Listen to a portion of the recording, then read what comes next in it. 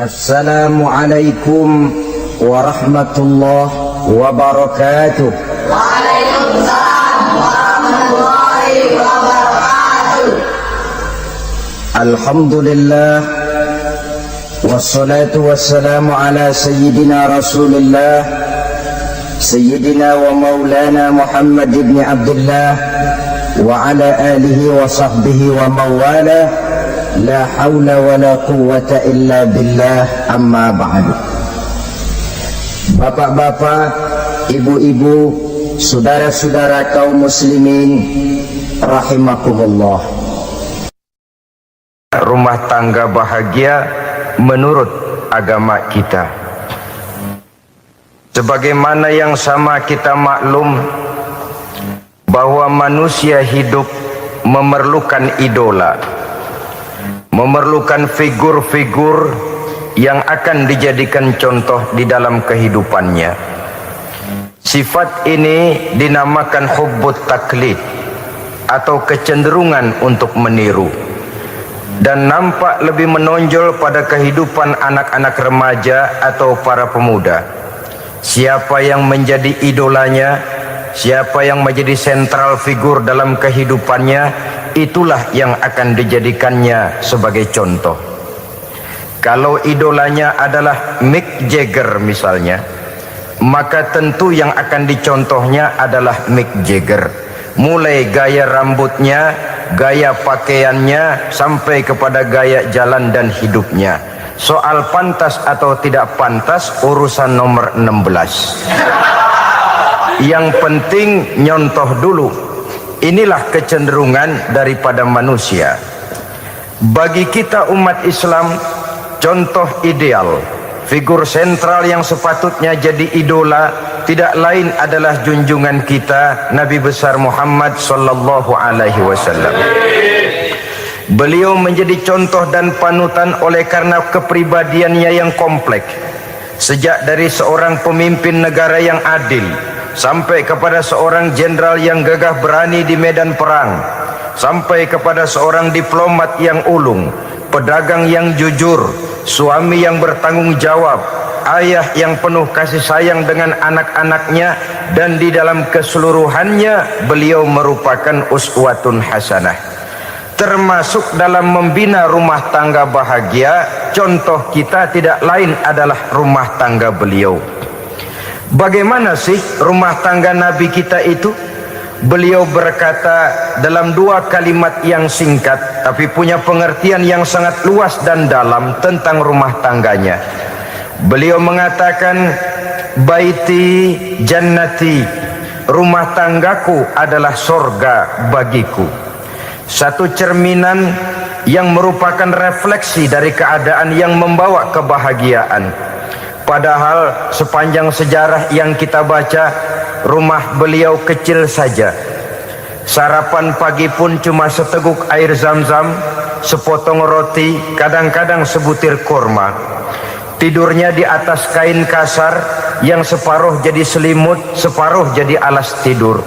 Tetapi di tengah kondisi yang semacam itu, beliau sanggup berkata, baiti jannati, rumah tanggaku adalah surga bagiku.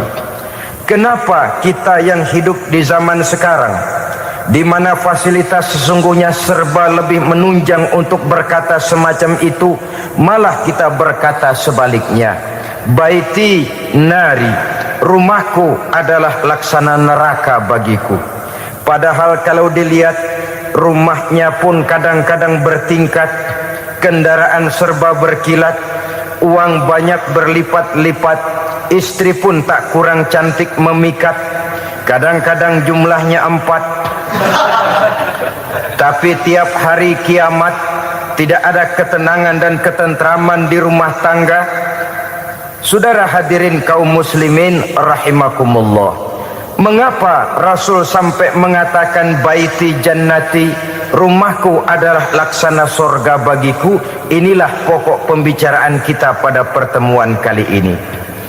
Sebagaimana yang kita maklum bahwa nikah dalam pandangan Islam bukan hanya sekedar untuk memenuhi kebutuhan biologis manusiawi, tidak hanya sekedar untuk memperkembangbiakkan keturunan, dan juga tidak pula untuk memperturutkan hawa nafsu. Lebih daripada sekedar itu, nikah dalam pandangan Islam merupakan ibadah.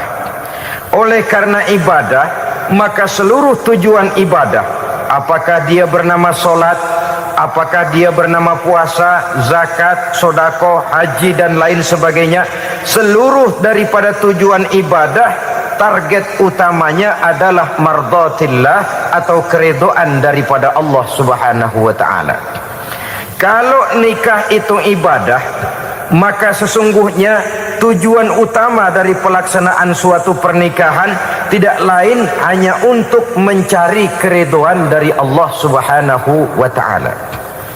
Bukankah kalau kita tanya tiap orang yang melakukan nikah, kenapa sih kamu nikah dengan dia? Jawabannya bisa macam-macam. Yang umum, karena saya cinta dia. Ada yang berkata, karena saya ingin mendapat ketenangan hidup. Ada yang bilang, karena saya ingin hidup teratur. Ada yang mengakui, karena saya ingin dapat keturunan dan lain sebagainya. Tetapi sesungguhnya menurut ajaran agama, kalau nikah merupakan ibadah, jawaban intinya ialah saya melakukan nikah untuk mencari keridhaan dari Allah Subhanahu wa taala. Ini konsekuensinya kalau nikah merupakan bagian daripada ibadah. Rumah tangga yang didirikan atas dasar mencari keridhaan Allah, maka akan diwarnai oleh nilai-nilai luhur daripada ajaran agama. Tanpa harta orang memang sulit untuk bahagia, tapi harta bukan jaminan orang lalu akan bahagia.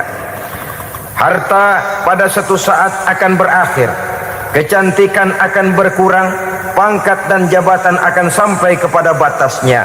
Tetapi agama, keyakinan, nilai-nilai iman, itulah pegangan kita yang kekal dan abadi. Sebab itu dalam surah Ar-Rum ayat ke-21 Allah Subhanahu wa taala menjelaskan, "Wa min ayatihi an khalaqalakum min anfusikum azwajan litaskunu ilaiha wa ja'ala bainakum mawaddatan wa rahmah."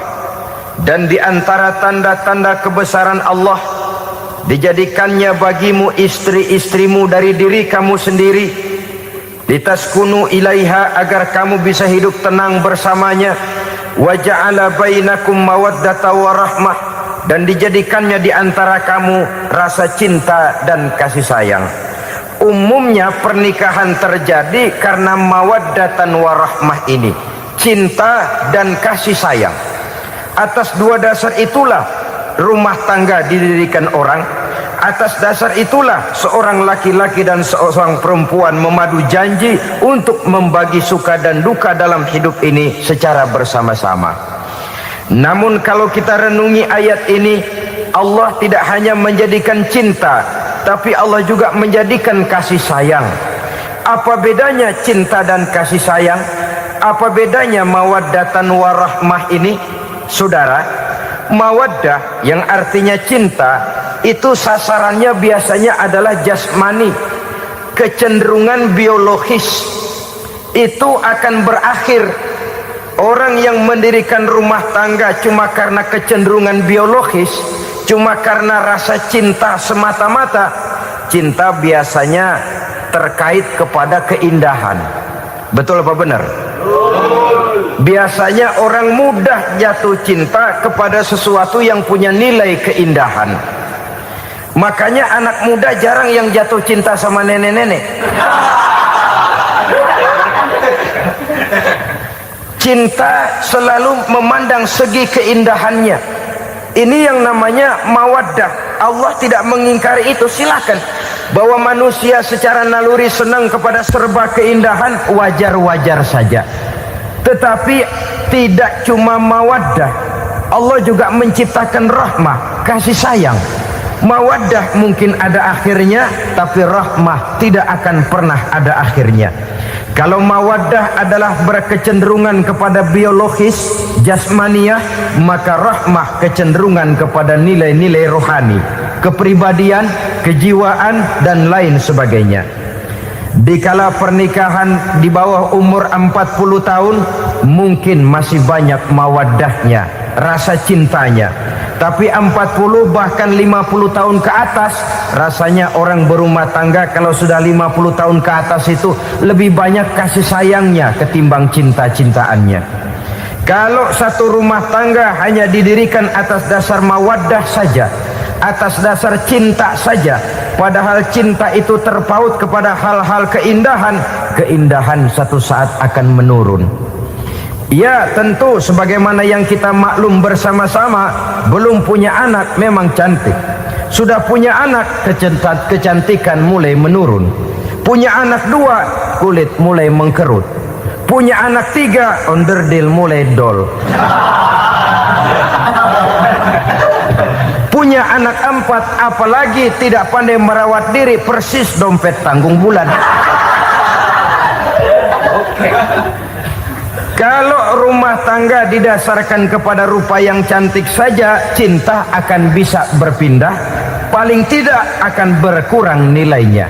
Sebab itu Allah tidak hanya menyediakan mawaddah warahmah, dijadikannya di hatimu itu tidak cuma sekedar cinta, tapi juga kasih sayang. Nah, kasih sayang inilah apabila berakar dan berurat dari nilai-nilai keagamaan yang akan menopang jalinan rumah tangga bahagia, mengukuhkan usaha untuk mencapai mardhatillah atau keridhaan daripada Allah Subhanahu wa taala. Dengan demikian, berumah tangga bukan tujuan. Ini kalau kita lihat dari segi agama. Berumah tangga cuma alat untuk mencapai mardhatillah, keridhaan daripada Allah. Seorang suami yang pergi pagi pulang sore peras keringat banting tulang mencari nafkah untuk menghidupi keluarganya, kalau niatnya untuk mardhatillah maka pergi usahanya adalah ibadah. Sementara si suami pergi berusaha, istri di rumah mendoakan suaminya, itu juga merupakan bagian daripada ibadah. Marilah kita biasakan membina satu rumah tangga untuk mencapai keridhaan daripada Allah Subhanahu wa taala.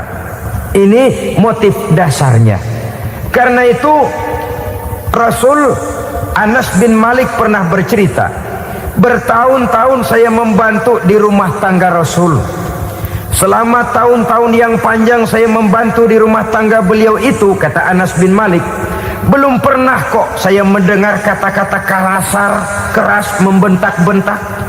Belum pernah saya melihat ada piring terbang, sandal melayang, ada penggorengan nitir di atas. Belum pernah, padahal tahun-tahun yang panjang sudah saya lalui. Itu rumah tangga Rasul. Istrinya lebih dari 1, tapi tenang, ayem, adem. Walaupun gosip selalu ada. Ini loh ya, namanya hidup berumah tangga. Jangankan rumah tangga kita manusia biasa, rumah tangga Rasul pun tidak luput dari gosip yang kita kenal dengan hadisul ifki itu. Itu sampai tercatat dalam sejarah. Tetapi yang jelas, dengan istri yang lebih dari 1, rumah tangganya tenang, tentram, adem. Kita di rumah tangga istri 1, seminggu 7 hari, berantemnya 6 hari. Cuma 1 hari gencatan senjata. Saudara hadirin yang saya muliakan, kalau tujuan rumah tangga adalah mardhatillah, apa ciri dari suami istri yang menegakkan rumah tangga untuk mencapai ridho Allah itu? Pertama, sepasang suami istri yang membina rumah tangga semata-mata untuk mencapai keridhaan Allah, cirinya yang pertama, bersyukur apabila beroleh nikmat. Ini ciri yang pertama. Bersyukur kepada Allah, kepada sesama berterima kasih. Suami berterima kasih kepada istri, bertahun-tahun didampingi hidupnya, dicucinya pakaiannya, dimasaknya makanannya. Tidak istri mengeluh walau hidup lebih banyak kurangnya daripada cukupnya. Suami pandai berterima kasih kepada istrinya. Sementara istri pun bisa berterima kasih kepada suaminya.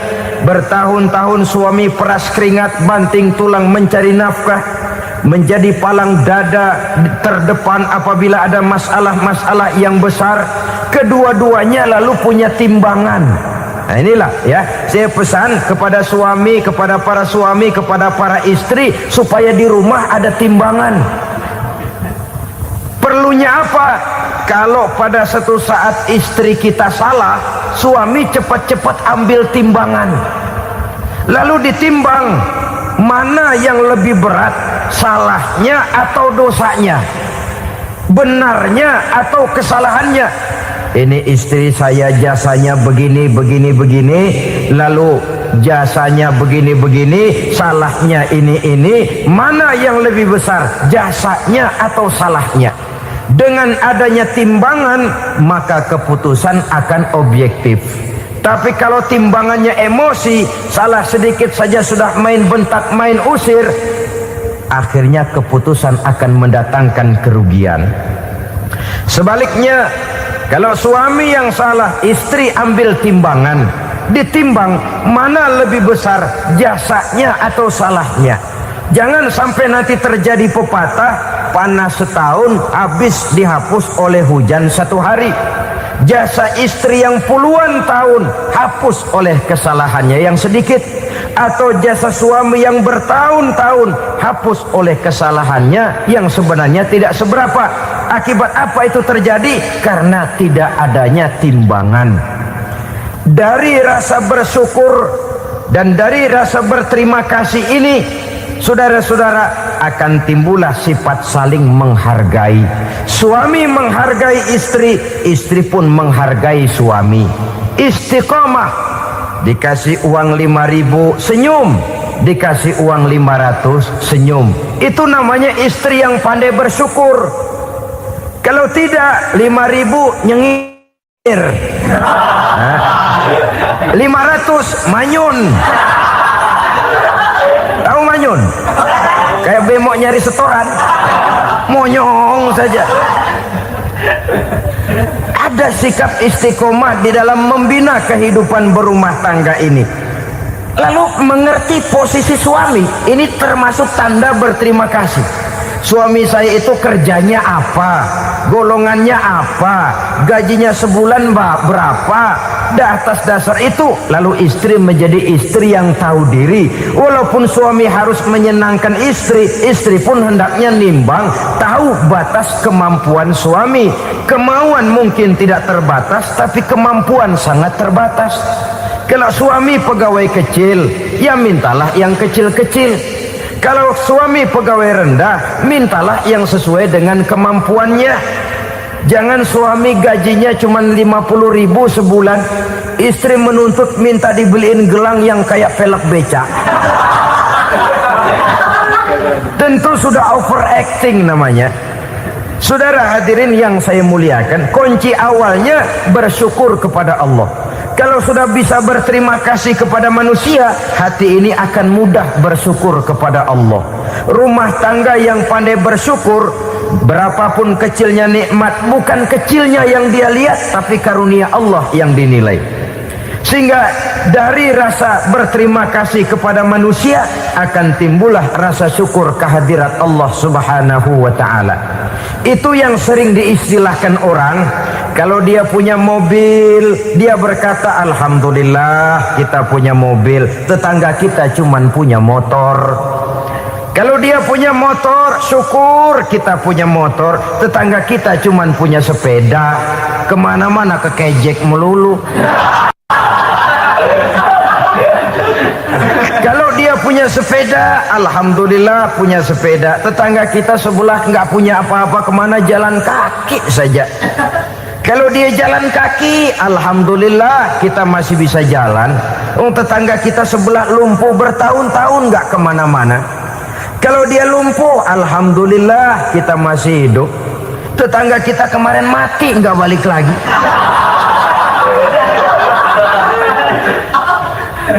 Lalu akan timbul rasa syukur. Tapi kalau sudah lumpuh ngelihat yang bisa jalan ngelihat yang naik sepeda, yang punya sepeda lihat yang punya motor lihat yang punya mobil lihat yang punya pesawat. Kapanlah kita ini pandai bersyukur? Sebab kesenangan seperti pelangi, tidak pernah di atas kepala kita, selalu kelihatannya di atas kepala orang lain. Sehingga kalau ngobrol orang sering bilang, lu sih enak lo gue lihat, gue kebelangsak amat nih ya. Setiap orang ngomong kepada kita begitu nadanya. Kita yang dilihat enak, sementara kita melihat orang lain enak. Tukang tahu melihat tukang tempe enak, tukang tempe melihat tukang tuak enak, tukang tuak bilang tukang sirsak enak. Enak itu seperti pelangi. Namun kalau kita mau merenungi, tidak pernah Allah berhenti memberikan nikmat kepada kita. Sejak kita bangun tidur sampai kita tidur kembali, bahkan tidur itu sendiri, seluruhnya tidak pernah putus dari nikmat Allah. Bahagia ada di gubuk reot, bahagia ada di rumah mewah, bahagia ada di hati kopral, bahagia ada di hati jenderal, di gunung dan di kota, di hutan belantara dan di desa, di keheningan malam atau di keramaian siang. Kalau kita mau mencari, bahagia selalu ada. Tapi hati yang tidak pandai bersyukur, bagaimanapun banyak kebahagiaan yang meliputi hidupnya, dia tidak akan pernah pandai mensyukurinya. Maka berterima kasihlah kepada istri, berterima kasihlah kepada suami, bersyukurlah kehadirat Allah Subhanahu wa ta'ala. Saya sering mengatakan, sebaliknya seorang suami bagaimanapun kondisi istrinya, kalau itu memang jodohnya, beranilah berkata, istriku adalah Romeoku, istriku adalah Julietku, atau istriku adalah Sri Kandiku. Biarin pengkor ya pengkor, gak ada urusan. Mensyukuri. Kalau tidak mensyukuri, yang timbul lalu sesalan. Kalau sudah sesalan, mudah umpat mengumpat, caci mencaci dalam rumah tangga, lalu terjadilah kegaduhan. Ketenangan sulit kalau sudah tidak ada unsur saling menghargai itu. Lebih celaka lagi kalau sudah mengarah kepada penyesalan. Kata istrinya, bang gue nyesel kawin sama lu. Suami digituin bikin gede kepalanya. Kalau lu nyesel apalagi gua, makin nyesel. Iya, coba pikir bertahun-tahun kita berumah tangga, memangnya abang bisa beliin apa sama saya? Itu juga gerobok kalau nggak ngeridit bang. Kalau nggak ngeridit, memangnya kamu bayar kreditan pakai daun pisang? Saudara hadirin yang saya hormati, ini saya tekankan kepada ibu-ibu karena penyakit perempuan umumnya. Pernah Rasul itu pulang Isra Mi'raj cerita, saya pulang Isra Mi'raj diperlihatkan neraka. Neraka ya Rasul? Lalu bagaimana? Saya lihat kok isinya kebanyakan perempuan. Perempuan. Laki juga tidak sedikit. Cuma kebanyakan kok perempuan. Apa perempuan tidak sholat ya Rasul? Sholat. Tidak puasa? Puasa. Tidak ngaji? Rajinan dia sama suaminya. Tapi kenapa lebih banyak di sana? Rasul berkata, hunna yakfurnal ashir. Penyakit umum dari perempuan tidak pandai berterima kasih kepada suaminya. Ini rupanya penyakit umum dari tahun atu. Saudara hadirin yang saya muliakan, jadi rumah tangga yang didirikan atas dasar mencapai ridho Allah, maka kelihatan dari pasangan suami istri menjadi orang yang pandai bersyukur terhadap nikmat. Bukankah dalam surah Ibrahim ayat 7 Allah berjanji, la in syakartum la azidannakum wa la in kafartum inna azabi lasyadid. Kalau kamu pandai bersyukur, aku tambah nikmatku. Kalau kamu ingkar, tidak mau bersyukur, azabku itu hebat dan pedih. Rumah tangga yang suami istrinya tidak bersyukur disiksa oleh perasaannya sendiri. Tetangganya dapat nikmat, dia yang meriang. Tetangganya dapat kesenangan, dia yang sakit hati. Dia tidak melihat nikmat yang diberikan kepadanya, nikmat yang orang lain punya aja yang diincar. Nikmat orang lain aja dihitung-hitung. Tangga kita, saya baru habis beli yang sebelah belilir habis beli kukusan. Cuma sekedar kukusan saja. Orang lain beli apa-apa jadi bahan diskusi di rumahnya. Orang lain saja yang diusut. Timbul dendam kesumatnya, timbul hasutnya. Dia tidak bersyukur dengan nikmat yang ada dalam rumah tangganya. isi rumah tangga semacam itu disiksa oleh perasaan hasutnya sendiri. Jauh dari kebahagiaan, kering hatinya, miskin jiwanya, merana batinnya. Kalau sudah ke sana, jauhlah rumah tangga dari pantulan sinar kebahagiaan. Saudara-saudara, kita lihat rumah tangga Rasul. Dari rumah yang kecil, dari tempat tidur yang sarapnya kain kasar, separuh jadi selimut lagi, keluar ucapan baiti jannati. Kenapa? Beliau orang yang pandai bersyukur kepada Allah, bisa berterima kasih kepada istri-istrinya, dan istrinya pun pandai berterima kasih kepada Rasul dan bersyukur kehadirat Allah Subhanahu wa taala. Maka nikmat lalu bertambah. Makin kita syukuri nikmat, makin tambah itu. La azidannakum, janji Allah, pasti aku tambah nikmatku kepadamu jikalau kamu pandai mensyukurinya. Tapi kalau kamu ingkar, tidak pandai bersyukur, awas, nikmat bisa berubah menjadi azab kalau kita tidak pandai-pandai mensyukurinya. Jadi cirinya yang pertama, rumah tangga bahagia itu apabila suami istri pandai bersyukur terhadap nikmat yang diberikan oleh Allah Subhanahu wa taala. Satu. Cirinya yang kedua, rumah tangga yang berdasarkan untuk mardhatillah, mencapai keredoan Allah, sabar apabila mendapat cobaan. Namanya orang berumah tangga itu persis berlayar di lautan. Suami istri adalah dua orang yang memegang kemudi. Kalau berlayar ombak tenang, angin bertiup sepoi-sepoi basah, lalu bila malam datang bulan bersinar, bintang gemintang gemerlapan, berlayar memang nikmat. Tapi satu saat angin puting beliung bertiup, gelombang menggunung, halilintar menyambar, kemudian petir berkilat. Kalau pada saat itu suami mau ngalor, istri mau ngidul, alamat perahu patah di tengah jalan, kandas di lautan sebelum sampai ke pantai yang akan ditujunya. Oleh karenanya perlu kekompakan. Maka sejak awal seharusnya dalam akan membina rumah tangga yang bahagia itu lebih baik bicara yang pahit-pahit saja, supaya terjadi kesamaan langkah apabila menghadapi kesulitan dan cobaan. Sabar apabila mendapat cobaan. Rumah tangga seperti kapal di lautan tadi tidak akan sunyi dari hantaman gelombang, tidak akan sepi dari tiupan angin topan, dari kilatan petir, dari sambaran halilintar. Baik suami, baik istri harus sabar menghadapi kesulitan. Kadang kesulitan dari segi ekonomi, kadang kesulitan dari segi mengarahkan dan mendidik anak-anak, kadang kesulitan karena banyak orang yang hasut dengan kita, kadang kesulitan berbagai macam lah yang menyebabkan kesulitan. Rumah tangga yang bertujuan mencapai ridho Allah, sabar menghadapi segala macam kesulitan. Saudara-saudara kaum muslimin rahimakumullah, kesulitan adalah bagian daripada perjalanan hidup. Siapa orangnya yang tidak pernah menemukan kesulitan dalam kehidupan? Rasanya hampir tidak ada.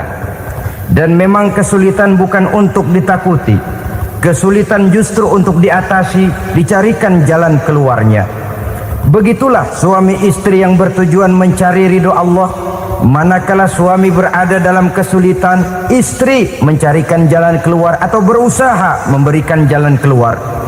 Sebaliknya, manakala istri dalam kesulitan, suami bisa mencarikan jalan keluarnya. Sabar dalam menghadapi segala macam kesulitan. Dalam surah Luqman ayat 17, Allah Subhanahu wa taala berfirman, "Wasbir 'ala ma asabak, inna dzalika min azmil umur." Dan bersabarlah terhadap apapun yang menimpa kamu. Bersabarlah terhadap segala kesulitan yang kamu hadapi, karena sesungguhnya yang demikian itu merupakan sebagian dari perkara-perkara yang telah ditetapkan oleh Allah Subhanahu wa taala.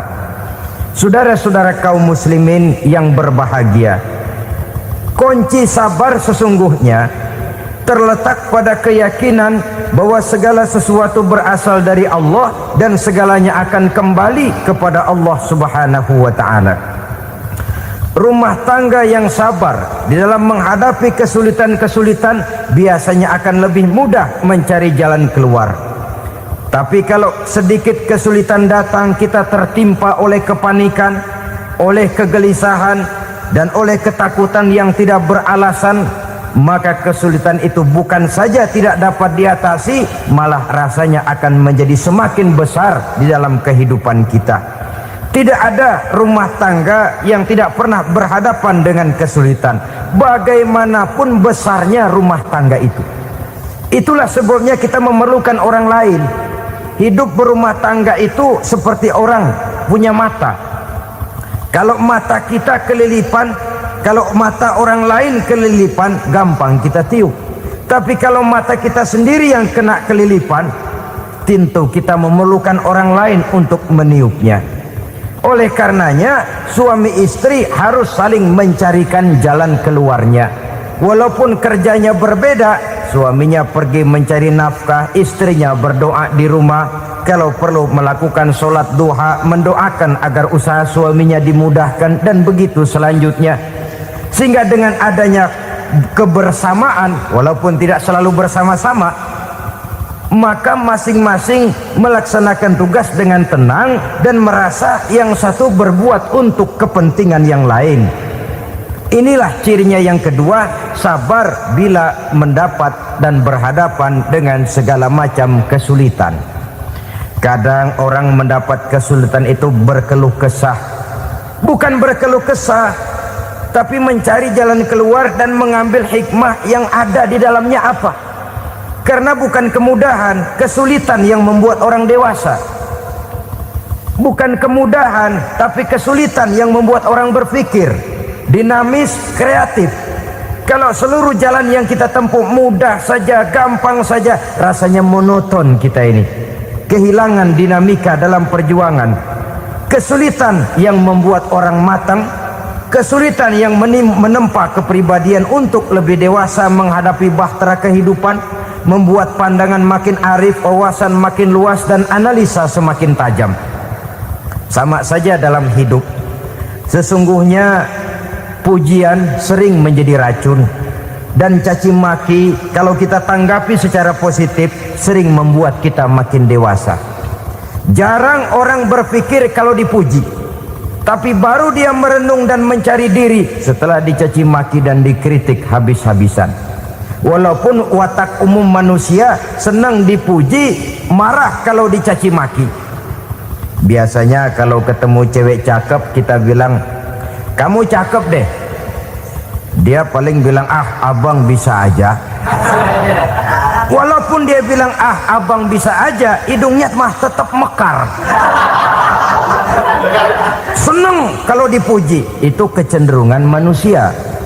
Marah kalau dicaci maki, marah kalau dikritik. Tapi sesungguhnya pujian sering jadi racun, caci maki sering jadi obat. Orang takut minum obat karena pahitnya, padahal efeknya itu akan lebih memberikan kesehatan kepadanya. Orang takut menghadapi kritik, orang takut dan tidak ingin dicaci maki, padahal itulah yang sesungguhnya menjadi cambuk kalau tidak dia salah tanggap, menjadi sugesti yang mendorong dia lebih maju lagi. Karena memang bukan pujian, tapi caci maki dan kritik yang membuat kita makin berpikir tajam. Jadi rumah tangga yang berhadapan dengan kesulitan demi kesulitan, biasanya kalau ditanggapi dengan sabar akan makin mengokohkan fondasi rumah tangga itu sendiri.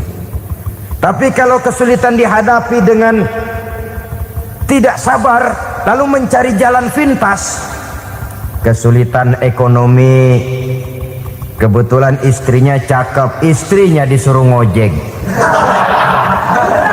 Dah lu ngojek aja deh,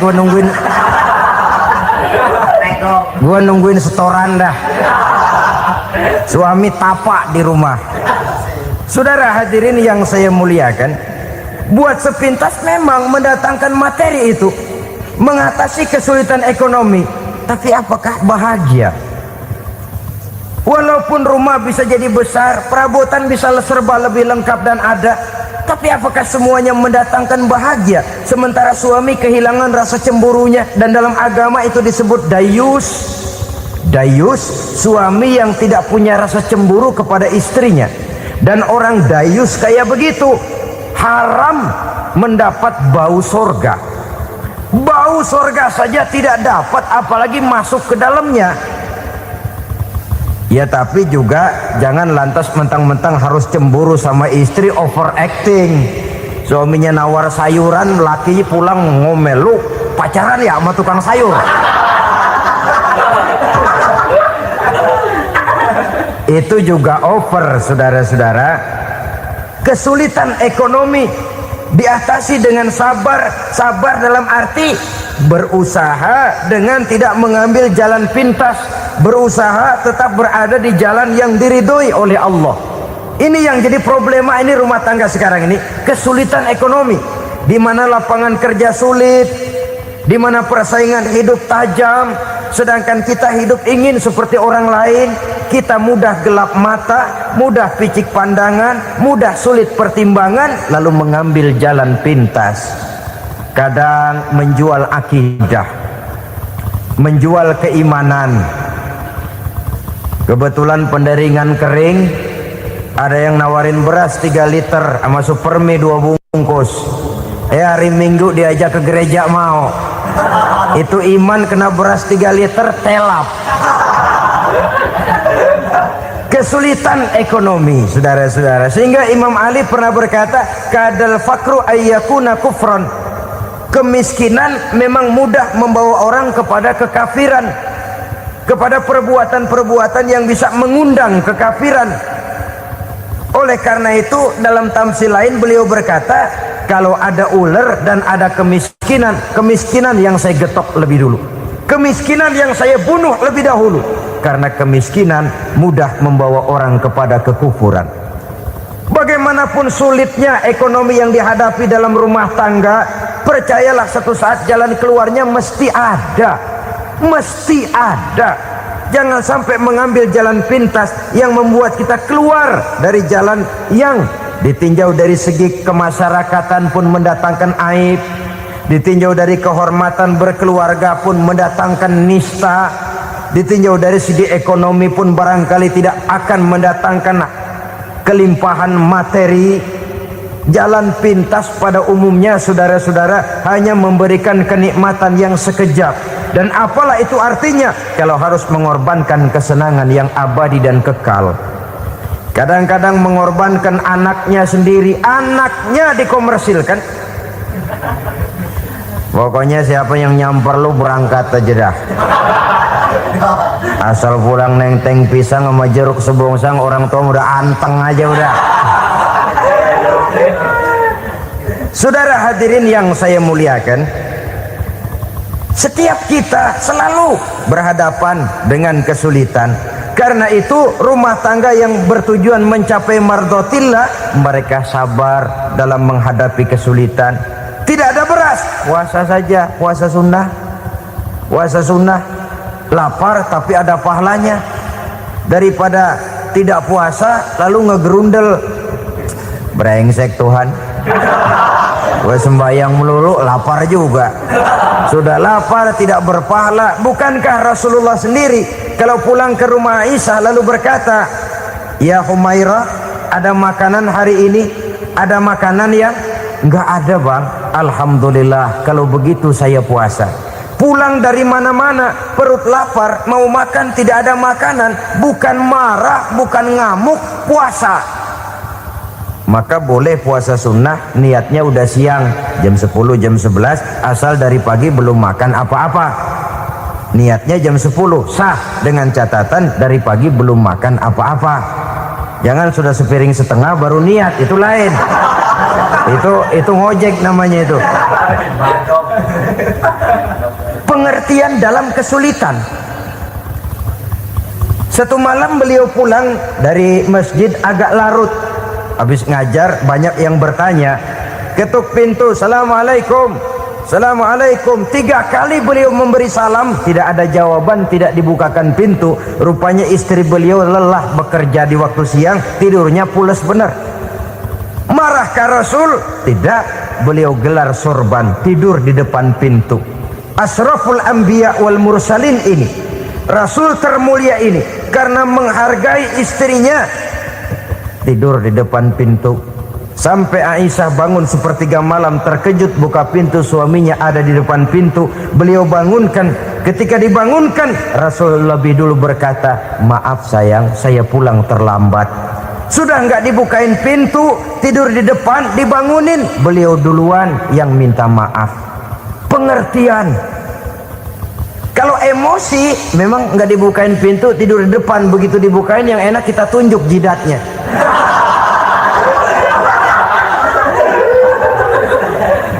Saudara hadirin yang saya muliakan, kesulitan di dalam kehidupan merupakan bagian daripada kehidupan.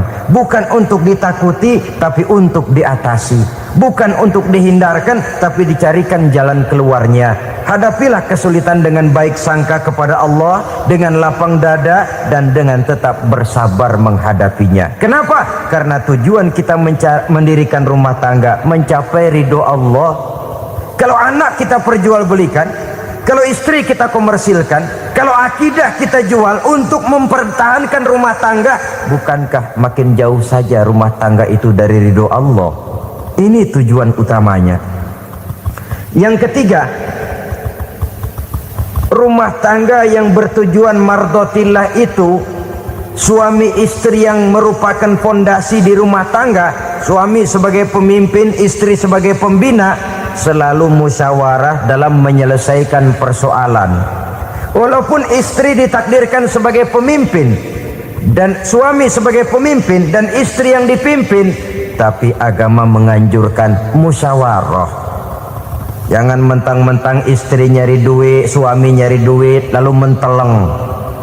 Segalanya mau diktator, segalanya mau sendiri. Rumah tangga yang bertujuan mencapai ridho Allah selalu didirikan atas dasar musyawarah. Sehingga apabila sesuatu itu dihasilkan dari suasana musyawarah, tidak akan melahirkan penyesalan di belakang hari.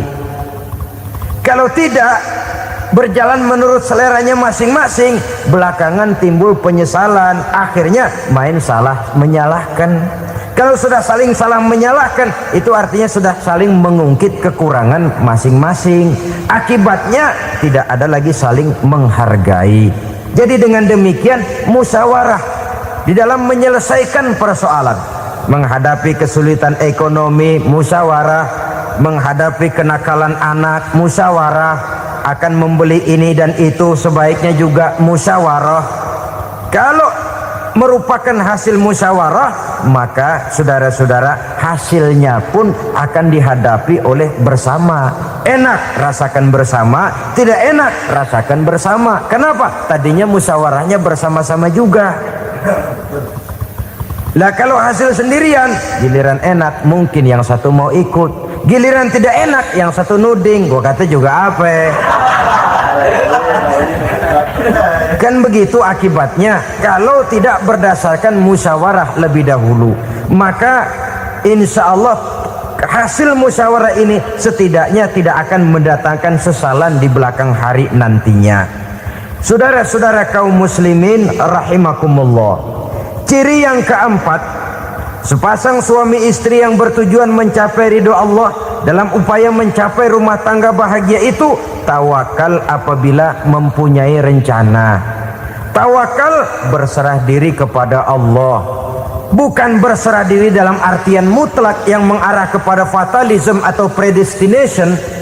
Kita sering mengartikan tawakal secara salah. Belum apa-apa sudah menyerahkan diri kepada Allah. Emang semuanya terjadi menurut maunya Allah dah, nggak usah ngapa-ngapain, bagaimana Tuhan aja dah. Lapar juga nggak usah makan, kalau takdirnya kenyang pan kenyang. Ya udah lapar terus kita.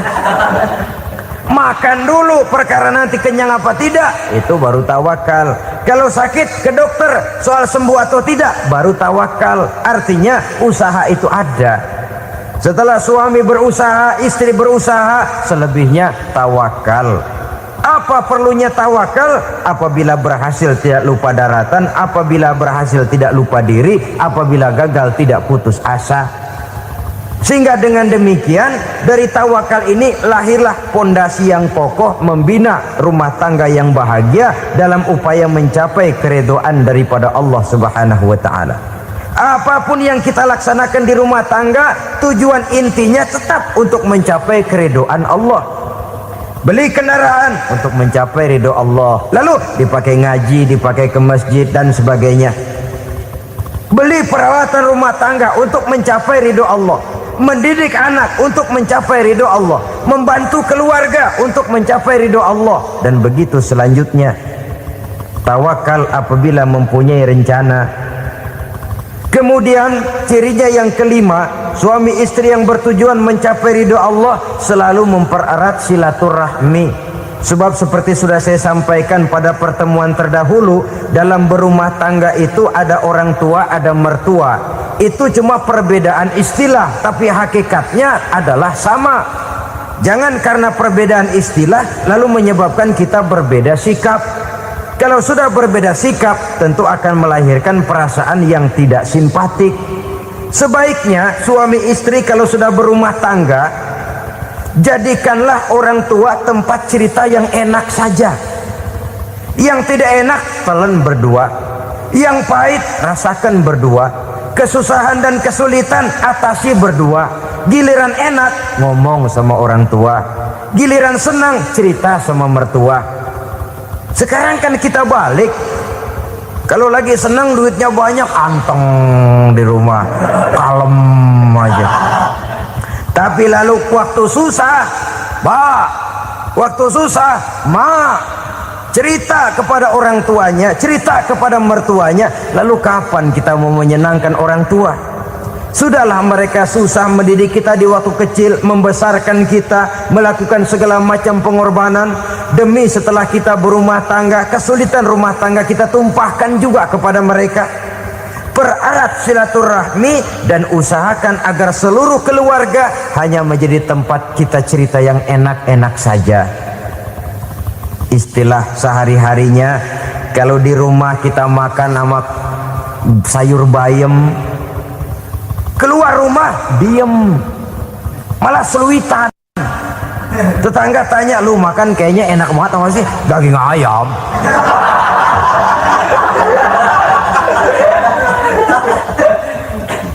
Lalu tetangga kan akan berbisik, itu makannya tuh orang enak bener ya, rumah tangganya tiap hari makan sama daging ayam. Biarlah paling kurang itu jadi doa, daripada kita makan sama kangkung lalu ribut ngomel di mana-mana. Gua kesel banget sama bini gua, di warung ceritanya lagi. Kenapa? Saban sari gua direbusin kangkung mulu, brengsek. Di warung cerita ada RT, ada RW. Gara-gara makan sama kangkung se-RT tahu. Akhirnya mungkin kalau kita berangkat orang hitung dari jauhan, lihat kangkung liwat gitu.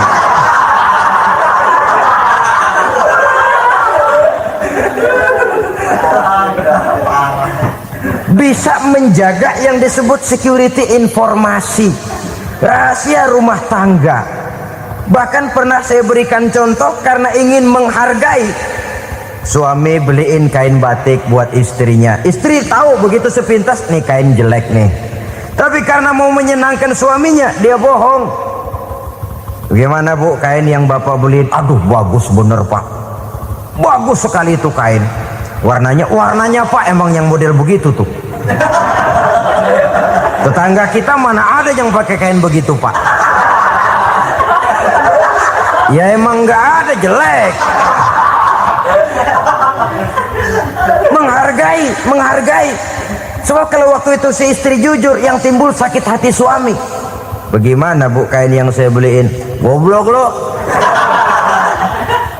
Kain begitu dibeliin di pasar juga banyak 1.400, campur odol lagi.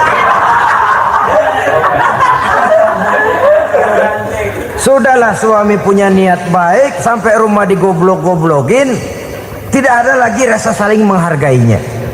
Begitu pentingnya mempererat silaturahmi ini, sampai Nabi berpesan, isnani la yanzurullahu ilaihima yaumal qiyamah qati'ur rahim wa jarus su'.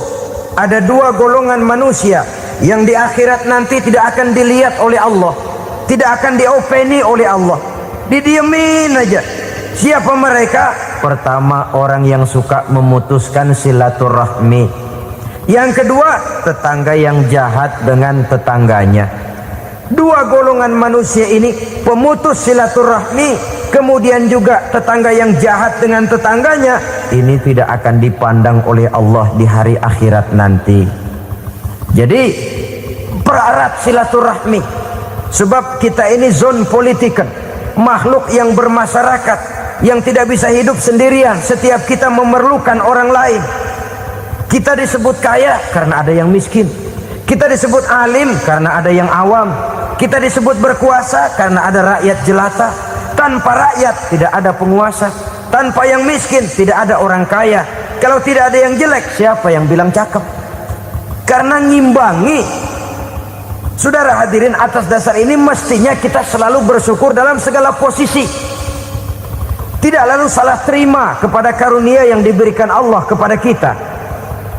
Saudara hadirin yang saya hormati, pererat silaturahmi, jadikan orang-orang tua kita tempat kita cerita yang enak-enak saja. Yang tidak enak, telan sendiri, usahakan sendiri, carikan jalan keluarnya sendiri. Setidaknya ya diam sajalah. Kalau belum bisa membalas budi baik orang tua, setidaknya jangan menyakiti hati orang tua kita. Sudah lelah dan payah dia mengasuh kita, membesarkan kita, merawat kita, demi setelah kita berumah tangga, seluruh kesulitan kita bawa lagi kepadanya. Karena itu buat para istri juga ini perhatian, kalau dimarahi suami jangan cepat-cepat pulang ke rumah orang tuanya. Nggak boleh diomelin dikit, main buntal aja. Gua pulang dah, pulang. Sampai sana cerita habis-habisan, dikucek kejelekan suaminya. Nanti 2-3 hari balik aja lagi, kan nggak lucu jadinya. Saudara hadirin, begitu juga suami mencaci maki habis istrinya, 2-3 hari baik aja lagi. Konyol, istrinya sudah dicaci maki habis-habisan, dijeleki leluhur-leluhurnya, 2-3 hari baik lagi, mesraan lagi. Kata bininya dalam hati, gua lu jelekin juga, lu pakai juga, payah.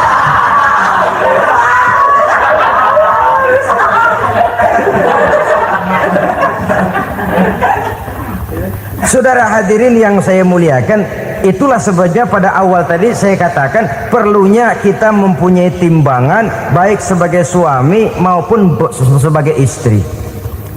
Nah, dari mempererat silaturahmi ini akan terjalin rasa kekeluargaan.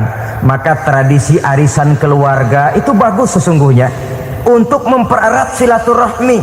Cuma celakanya bukan silaturahmi yang jadi tujuan, arisannya itu yang jadi tujuan. Akibatnya apa? Kalau belum narik mah semangat banget datang dah. Begitu udah narik aja udahan. Itu celakanya. Akhirnya silaturahmi jadi nomor 2, arisan semata-mata yang menjadi tujuan. Sesungguhnya itu bagus untuk mempererat silaturahmi. Karena kalau kita dengan kita sesama saudara sudah tidak saling mau mengenal, bagaimana dengan anak-anak kita? Bagaimana dengan cucu-cucu kita? 2-3 generasi yang akan datang tentu akan lebih saling tidak mengenal lagi. Baiklah ya, yang keenam, suami istri yang bertujuan untuk mencapai keridhaan Allah itu selalu berusaha tolong menolong di dalam kebajikan. Sebab Allah pesankan itu di dalam Al-Maidah ayat 6, wa ta'awanu 'alal birri wat taqwa wa la ta'awanu 'alal itsmi wal 'udwan. Bertolong-tolonganlah kamu di dalam kebaikan, di dalam bertakwa kepada Allah. Jangan bertolong-tolongan di dalam maksiat, di dalam dosa, dan di dalam usaha yang menimbulkan permusuhan. Kalau suami marah kepada seseorang, istri jangan ngipasin. Oh bang, yang begitu mah dibayain tuman. Udah habisin aja dah. Anak-anaknya marahin sekalian. Ngipasin. Istri kesel sama tetangganya, suami ngipasin. Emang tuh tetangga kita, hahu. Habis orang dikipasin. Ta'awanu 'alal birri wat taqwa, bertolong-tolonganlah di dalam kebaikan. Istri malas ngaji, suami mendorong, memberikan sugesti. Suami malas berusaha, istri memberikan sugesti. Saling tolong menolong di dalam kebaikan dan takwa, dan jangan tolong menolong dalam dosa dan permusuhan. Kata suami, Bu, daripada kita melarat terus hidup, kita piara tuyul yuk. Kata istrinya, nah ini sudah menyimpang bang, bersabarlah, bagaimanapun insya Allah kita tidak akan mati kelaparan. Piara tuyul itu nanti jadi pindah akidah, merusak iman, berteman dengan setan. Apalah artinya kekayaan dan kesenangan sebentar kalau harus mengorbankan kekayaan dan kesenangan yang abadi. Ini sudah alal ismi wal udwan, sesuatu yang mengandung dosa. Saudara hadirin yang saya hormati, kemudian yang keenam, berbaik sangka. Baik suami maupun istri sama-sama saling berbaik sangka. Suami melepas istri, istri melepas suami dengan hati yang ikhlas. Suami meninggalkan istri di rumah dengan jiwa yang bersih dan rasa yang aman. Ada rasa baik sangka, dan ini modal dasar. Kalau sudah dilandasi oleh buruk sangka, tentu yang lahir nanti adalah perasaan-perasaan yang tidak baik. Akibatnya sangat tidak menguntungkan. Inilah beberapa ciri dari rumah tangga yang didirikan atas dasar mardhatillah, mencapai keridhaan dari Allah. Nanti akan menyusul tujuan berikutnya, diantaranya mendapat keturunan, diantaranya lagi mendatangkan gairah untuk lebih berusaha mencari rezeki karena sudah merasa punya tanggung jawab berupa anak dan istri. Mempererat silaturahmi. Itu cuma tujuan-tujuan sekundernya saja. Tujuan primernya kita melakukan suatu nikah untuk mencapai keridhaan dari Allah Subhanahu wa ta'ala. Silakan punya istri cantik, kaya, tapi tujuan utamanya kita membina rumah tangga untuk mencapai ridho dari Allah. Karena itu dasarnya mawaddatan warahmah. Jangan cuma cinta, tapi juga kasih sayang. Cinta, kecenderungan kepada jasmani akan berakhir, tapi kasih sayang, kecenderungan kepada rohani, makin tua malah makin erat, makin tua malah makin mesra. Sehingga kadang kita menampak kakek-kakek dan nenek-nenek lagunya kayak pengantin baru. Apa cinta-cintaan? Tidak. Bagaimana kakek-kakek sama nenek-nenek harus bilang I love you? Yang masih ada itu waktu itu mawaddah, kasih dan sayang. Itu yang akan kekal, itu yang akan abadi. Tanpa materi orang sulit untuk bahagia, tapi materi semata bukan jaminan orang untuk bahagia. Nah, ciri yang terakhir dari rumah tangga yang bertujuan mencapai ridho Allah, sinar agama kelihatan di dalamnya. Baik suami maupun istri sama-sama orang yang taat melaksanakan ajaran agama. Saudara, mudah-mudahan walaupun singkat dapat menjadi sumbangan moral dalam kita mewujudkan rumah tangga yang bahagia menurut contoh yang diberikan oleh Rasulullah Sallallahu Alaihi Wasallam. Terima kasih atas perhatian saudara. Mohon maaf atas segala kekurangan. Usikum wa nafsi bitaqwallah. Wassalamualaikum warahmatullahi wabarakatuh.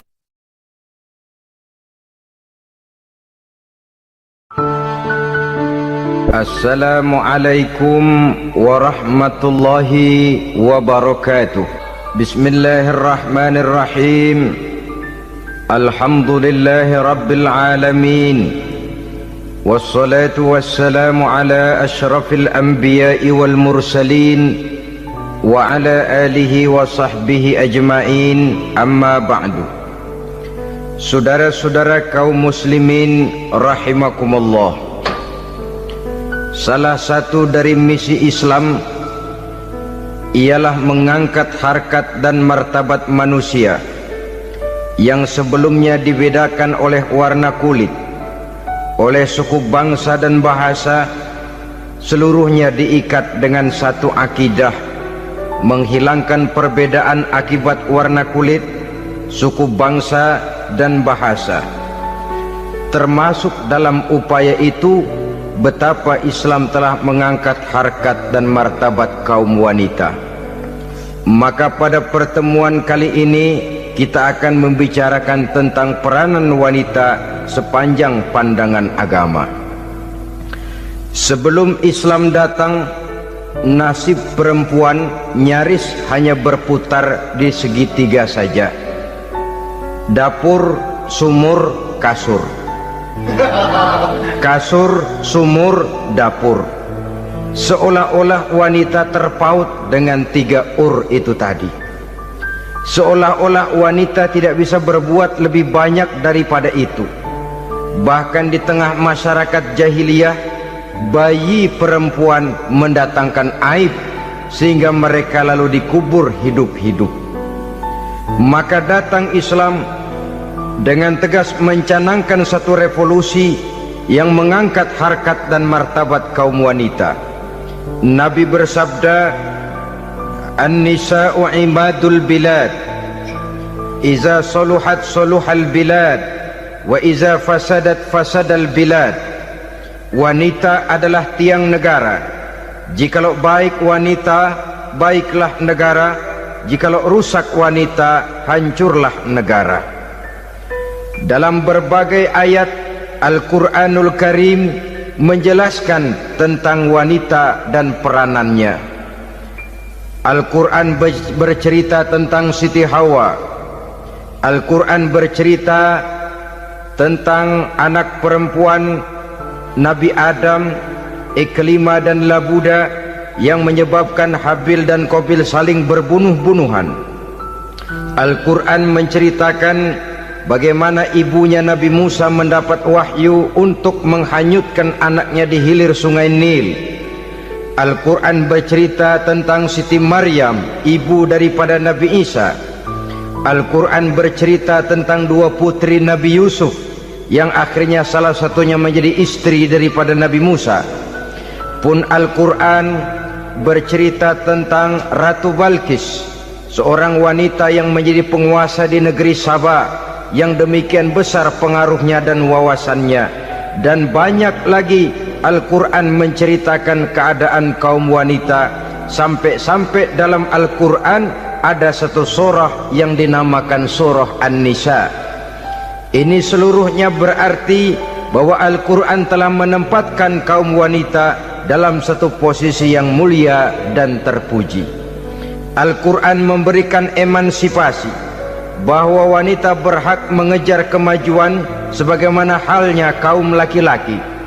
Tetapi sungguh pun demikian, Al-Quran tetap memberikan batasan-batasan sepanjang emansipasi itu tidak bertentangan dengan kodrat kewanitaan itu sendiri.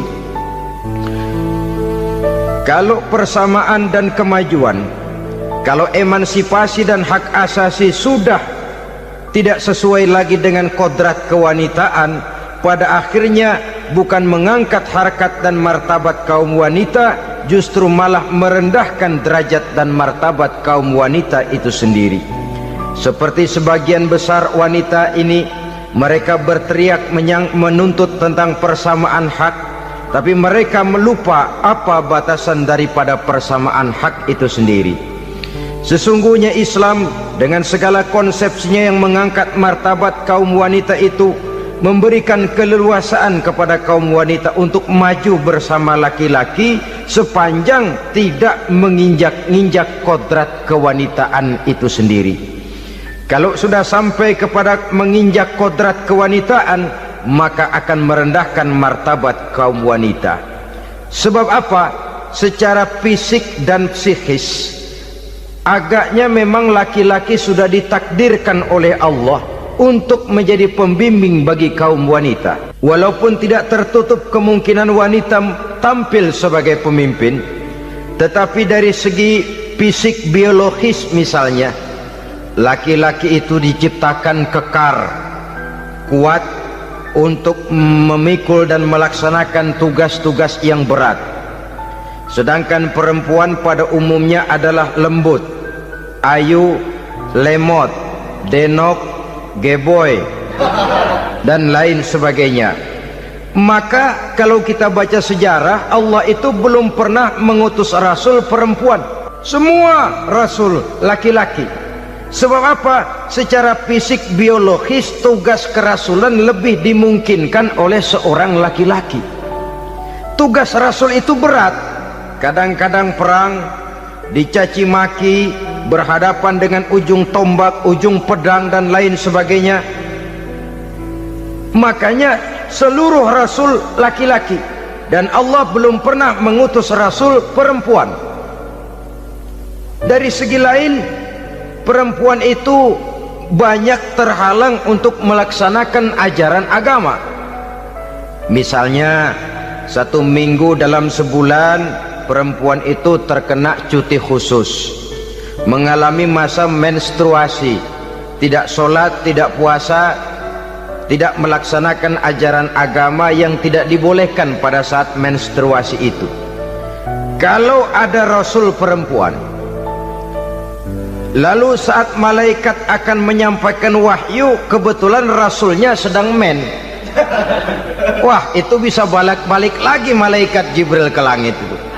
Mau turun nyampein wahyu, balik lagi ke atas, ditegur, kenapa balik lagi Jibril? Rasulnya lagi head.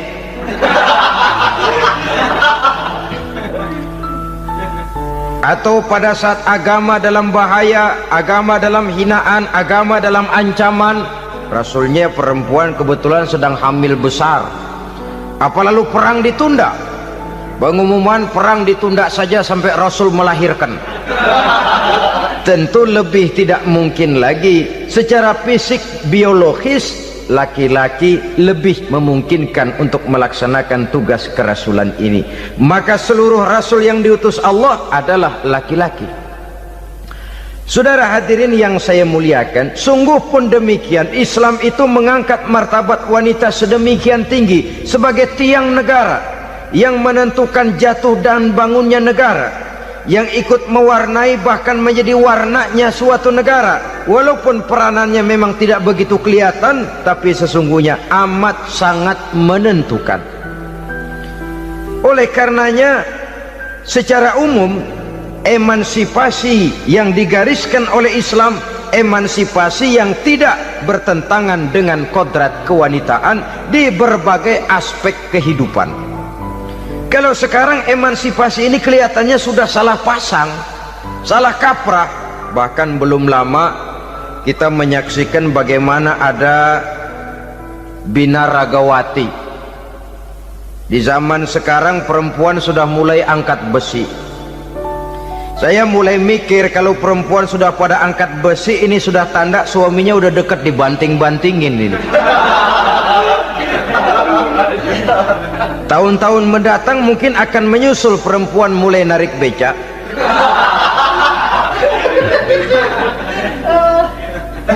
Nampaknya kan sudah tidak lagi mengindahkan kodratnya sebagai wanita. Ada olahraga yang hanya pantas dikerjakan oleh laki-laki. Oleh karena itu pada kesempatan ini kita akan mencoba melihat peranan wanita dari berbagai dimensinya. Yang pertama, peranan wanita sebagai istri. Adalah Rasul memilih istri pertamanya Sayyidatuna Khadijah radhiyallahu anha. Kalau pilihan utama beliau pertama kali nikah dengan Siti Khadijah, jelas itu pilihannya bukan karena kecantikan. Kenapa? Beliau nikahi Siti Khadijah dalam usia 40 tahun Khadijah dan 25 tahun Rasul. Statusnya janda pula. Kalau beliau seorang pemburu kembang, pemburu bunga, kenapa mesti nikah dengan janda berumur 40 tahun? Sedangkan beliau waktu itu masih berumur 25 tahun. Apa sasaran utamanya? Bisa kita lihat nanti.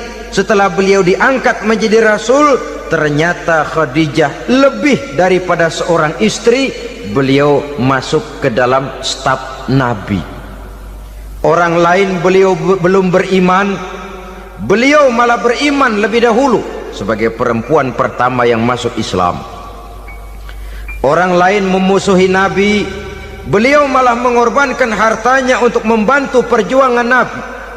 istri setia semacam ini dengan peranannya sebagai istri yang sedemikian rupa memberikan andil yang sangat besar bagi kesuksesan dan keberhasilan seorang suami. Sebaliknya, seorang istri bisa mempengaruhi suaminya. Seorang suami yang jujur, polos, lugu, sederhana bisa jadi koruptor ulung kalau didorong-dorong oleh istrinya. Seorang istri Pak Lurah memang tidak ikut mengatur kelurahan, tapi dia bisa mewarnai suaminya. Seorang istri gubernur memang tidak ikut mengatur provinsi, tapi dia bisa mewarnai suaminya. Sepanjang warnanya positif, tentu sangat baik dan sangat diharapkan. Tetapi kalau warnanya negatif, kiamatlah akibatnya umat ini. Oleh sebab itu, peran pertama dari kaum wanita sesungguhnya adalah sebagai istri yang mendampingi suami untuk mengolah dan melaksanakan tugas-tugas besar. Dari seorang yang paling kecil sampai kepada seorang yang punya jabatan paling tinggi sekalipun, pengaruh dan peranan istri memang sangat menentukan. Saudara hadirin kaum muslimin rahimakumullah, itulah sebabnya Nabi menikah dengan Siti Khadijah. Dan lebih dari itu, sebelum menikah dengan Nabi, Siti Khadijah itu sudah terkenal sebagai pengusaha wanita, business girl kalau bahasa sekarang ini. Bahkan jaringan-jaringan bisnisnya tidak hanya Mekah saja, tidak hanya antar kota, bahkan sudah antar negara, dari Mekah ke Syam, dari Mekah ke Madinah dan lain sebagainya, yang bahkan kita tahu Rasul pada mulanya pun ikut membantu perdagangannya Siti Khadijah radhiyallahu anha ini. Jadi kalau bercermin dari karier Siti Khadijah, boleh saja wanita bergerak di bidang bisnis, asal memang profesi, bukan karena dengan senjata dan modal kecantikan lalu membujuk dan merayu orang sampai telap sehingga bisnisnya berjalan lancar dengan jalan menjual kecantikannya. Tidak, bergerak di bidang bisnis yang memang profesinya di situ. Tidak ada salahnya. Bisa saja perempuan menjadi bisnis girl seperti yang dicontohkan oleh Siti Khadijah radhiyallahu anha ini. Sebab itu, kontes-kontesan yang hanya bertitik kepada rupa yang ayu saja, rupa yang cantik saja, sesungguhnya bukan hanya tidak bermanfaat, tapi saya pikir juga sangat tidak mendidik. Yang mengajar anak-anak remaja putri kita untuk berlomba-lomba hidup dalam kepalsuan. Alis mata palsu, hidung pesek dimancungin palsu, operasi plastik. Alis matanya dikerik, bikin yang palsu. Tai lalat lagi bikin yang palsu. Gincu bibir dimerahin, palsu. Seluruhnya hidup dalam kepalsuan. Akan lebih baik kalau kita ini misalnya mengadakan kontes yang menitik beratkan kepada ketinggian IQ, kecerdasan, kemampuan, skill, keahlian dan kemampuan. Tidak hanya dititik beratkan kepada rupa yang ayu dan cantik semata-mata, sebab di samping manfaatnya diragukan, juga sangat tidak mendidik buat generasi yang akan datang. Terutama ibu-ibu, peran utama wanita sesungguhnya adalah sebagai istri mendampingi suami dalam melaksanakan tugas-tugas besar. Satu hari, serombongan ibu-ibu pernah datang menghadap Rasul mengajukan satu resolusi, protes kalau bahasa kita sekarang. Ya Rasul, ada apa bu? Kalau laki-laki sih enak. Enak bagaimana? Iya, kalau orang laki-laki sholat, perempuan sholat. Laki-laki puasa, perempuan puasa. Laki-laki pergi haji, perempuan pergi haji. Laki-laki menuntut ilmu, perempuan bisa menuntut ilmu. Tapi kalau laki-laki pergi jihad, perang membela agama, kami perempuan tidak bisa ikut jihad perang di medan pertempuran. Padahal pahala jihad sangat besar dan kami ingin mendapat pahala jihad. Tidak adil kalau begini ya Rasul, izinkan kami pergi jihad. Ini perempuan di zaman Rasul, kalau ada kebaikan tidak bisa ikut, rasanya rugi bukan main, lalu protes. Apa jawab Rasul? Beliau senyum. Ibu-ibu jangan khawatir, walaupun ibu-ibu tidak maju ke medan perang, ada ibadah yang pahalanya sama dengan pahala jihad itu. Apa ya Rasul? Beliau menjawab, jihadukunna fi baitikunna. Jihadnya ibu-ibu, jihadnya kaum wanita adalah di rumah tangganya sebagai istri. Memasak makanan suaminya, mencuci pakaian istrinya, mengasuh, merawat dan membesarkan anak-anaknya, itu seluruhnya bagian daripada ibadah yang pahalanya tidak kurang dengan pahala jihad. Kenapa? Al-Quran itu memberikan sesuatu sesuai dengan kedudukannya. Kalau perempuan pergi perang jihad membela agama, musuhnya laki semua, kayak apa perangnya? Itu musuhnya bisa nggak mau pakai pedang, perangnya udah gulat aja udah. Sehingga Rasul lalu memberikan satu jalan keluar yang membuat wanita-wanita itu lega.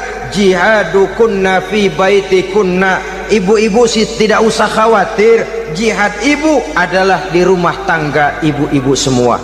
Sejak bangun tidur sampai tidur kembali, nyaris kaum ibu itu 24 jam pekerjaannya. Sebagai istri, dia melaksanakan jihad di rumah tangganya. Peranan wanita yang pertama adalah sebagai istri, yang walaupun tidak kelihatan dan menonjol seperti halnya laki-laki, tapi sangat mewarnai, bahkan menjadi warna dari tugas apapun yang dihadapi oleh suaminya. Dulu ada seorang orator, kalau pidato hebat bukan main. Kalau dia bernada gembira, semua orang senyum. Kalau dia bercerita tentang sesuatu yang sedih, satu masjid orang nangis. Orang tanya kepadanya, Pak, bisa pidato begitu hebat, siapa yang bikin? Ya saya sendiri. Istrinya dari belakang bilang, tidak, yang bikin pidatonya hebat saya. Kata suaminya, mana bisa, saya, kata istrinya. Kalau saudara tidak percaya, tunggu Jumat depan, dia khutbah Jumat, saya akan bikin khutbahnya tidak hebat, kata istrinya. Sudah hari Rebo, siap-siap mau bikin konsep khutbah, baru mau nulis, datang istrinya, Bang, tolong pegangin anak, saya mau ke warung. Mau bikin konsep lagi, kata istrinya, Bang, tolong ini, tolong itu, tolong ini. Sampai mau berangkat khutbah Jumat, khutbah belum selesai dibikin. Begitu naik mimbar, kehabisan bahan. Sudah 10 menit masih ama ba'du, ama ba'du, ama ba'du. Ini yang dengar heran, ini orang kok bicaranya bisa cuma amat sama badu, amat sama badu saja. Di situ kelihatan saudara-saudara betapa peran serta istri yang walaupun tidak kelihatan oleh pandangan mata yang zahir, tapi teramat sangat menentukan. Sekali lagi, tidak ada seorang suami bisa sukses jadi apapun dia tanpa peran serta istrinya di rumah. Tidak ada kemajuan yang bisa diperoleh kalau tidak karena peran serta istrinya di rumah. Tidak ada kesuksesan yang bisa diraih tanpa keikutsertaan daripada istrinya di rumah. Walaupun suaminya yang dikenal orang, suaminya yang dipuji orang, suaminya yang disanjung orang, bagian besar tetaplah saham dan andil daripada istrinya yang di rumah itu. Ini makna an-nisa imadul bilad. Wanita adalah tiang negara. Jikalau baik wanita, baik negara. Jikalau rusak wanita, hancur negara. Karena wanita, negeri Sabah menjadi terkenal tentram, aman, wawasan politiknya luas. Seorang semacam Cleopatra bisa menaklukkan Julius Caesar. Dan begitu selanjutnya. Banyak cerita-cerita betapa wanita yang berperan di belakang layar ini bahkan bisa menggoyangkan negara. Bahkan yang paling dekat saja contoh dengan kita, Senator Gary Hart. Saudara masih dengar tentu itu, betapa harus terpaksa mengundurkan diri dari pencalonan presiden Amerika karena kasusnya dengan Donna Rice itu, dengan hostess itu. Betapa di sini seorang perempuan atau seorang wanita sanggup membongkar seseorang yang punya masa depan ceria untuk menuju kursi kepresidenan dari suatu negara adidaya seperti Amerika, bisa gagal berantakan karena skandalnya itu. Apa penyebabnya? Wanita. Tapi wanita juga bisa menyebabkan menjadi cambuk majunya laki-laki. Wanita juga bisa menghancurkan dan mengubur laki-laki. Saudara hadirin yang saya muliakan, ia memang kelihatannya makhluk yang lemah, tapi di balik kelemahannya itu sesungguhnya dia bisa menelan laki-laki yang bagaimanapun besarnya. Saudara-saudara kaum muslimin rahimakumullah, terutama ibu-ibu yang saya hormati, jadi peranan yang pertama wanita sebagai seorang istri. Yang kedua, wanita sebagai ibu. Ini juga sangat besar pengaruhnya dalam membentuk generasi masa yang akan datang. Bapak oleh karena kesibukan tugasnya tentu lebih banyak di luar rumah. Yang nyaris 24 jam di rumah itu ibu. Bagaimana dia merawat anaknya, bagaimana dia menaruh perhatian terhadap anaknya, bagaimana ia melimpahkan kasih sayang kepada anak-anaknya, akan membentuk kepribadian anak dan artinya membentuk generasi yang akan datang. Kalau seorang ibu sudah cuek-cuek saja kepada anaknya, padahal Quran mengatakan al-jannatu tahta aqdamil ummahat, surga di bawah telapak kaki ibu. Hadis ini bisa kita artikan macam-macam. Pertama, anak tidak akan mendapat kebahagiaan tanpa ridho daripada ibunya. Kedua, ibu adalah wanita agung yang harus ditaati. Ketiga, neraka atau surga anak bergantung kepada ibu, bagaimana dia mewarnai anak. Kalau ibunya cuek-cuek saja sama anaknya, dan sering jadi contoh klasik, kalau anak ayamnya beduk maghrib belum pulang, satu RT dicariin, hansip diundang, kalau perlu dan ramil dilaporin. Tapi kalau anak gadisnya jam 12 tengah malam belum pulang, ibu tenang saja Pak, tidak tergerak dan tidak tertarik hatinya. Ya tentu tidak semua. Kalau sudah begitu, bukankah hakikatnya ibu sudah menciptakan neraka buat anaknya sendiri? Khalil Gibran dalam satu tamsil yang indah pernah mengatakan, kalau kita diberikan sebutir mutiara, sebutir intan, dan intan itu sebutirnya sebesar telur ayam, benda yang sangat langka dan berharga, tentu kita sayang intan atau mutiara itu. Kita jaga baik-baik, kita simpan dalam kotak, kotaknya kita kunci, kotak itu kita simpan di dalam lemari, lemarinya kita kunci lagi, lemarinya ada di dalam kamar, kamarnya pakai pintu, pintunya kita kunci lagi, kamar itu ada dalam rumah, rumahnya pakai pintu, dikunci lagi, kemudian rumahnya pakai pintu gerbang besar, gerbangnya juga digembok lagi. Untuk menjaga intan itu jangan sampai hilang, begitu usaha kita berlapis-lapis. Dan intan itu sudah diberikan kepada kita, kata Khalil Gibran. Apa dia? Anak-anak yang diamanahkan Allah kepada kita. Itu intan-intan mahal, itu mutiara-mutiara pilihan yang dititipkan dan diamanahkan untuk kita jaga sebaik-baiknya. Haruskah dia sia-sia di tangan kita? Haruskah dia merana jatuh di tangan ibu yang tidak punya tanggung jawab? Saudara hadirin yang saya muliakan, oleh karenanya peranan sebagai ibu ini sangat menentukan bagi pembentukan generasi yang akan datang. Salah ibu mengarahkan anak, akan lahir generasi mendatang yang tidak kita harapkan. Sehingga Nabi bersabda, kullu mauludin yuladu 'alal fitrah fa abawaihi yuhawwidanihi aw yunassiranihi aw yumajjisanihi. Setiap bayi dilahirkan dalam keadaan suci, setiap bayi dilahirkan dalam keadaan bersih, tidak punya dosa. Islam tidak mengenal dosa warisan. Semua saja bayi lahir dalam keadaan suci dan bersih. Kalau demikian lalu bagaimana? kata Nabi, ibu bapaknya lah yang kelak akan menjadikan anak itu sebagai Yahudi, yang kelak menjadikan itu anak itu sebagai Nasrani, atau menjadikan anak itu sebagai Majusi. Ibu bapaknya yang mewarnai anak. Ibaratnya anak itu kertas putih, mau ditulis tinta hijau warnanya hijau, mau ditulis tinta merah warnanya merah, mau ditulis tinta hitam pun warnanya hitam. Oleh karena itu pembentukan anak yang soleh secara mental sesungguhnya sudah diwarnai oleh kebiasaan ibu bapak dalam pergaulan di rumah tangganya secara mental.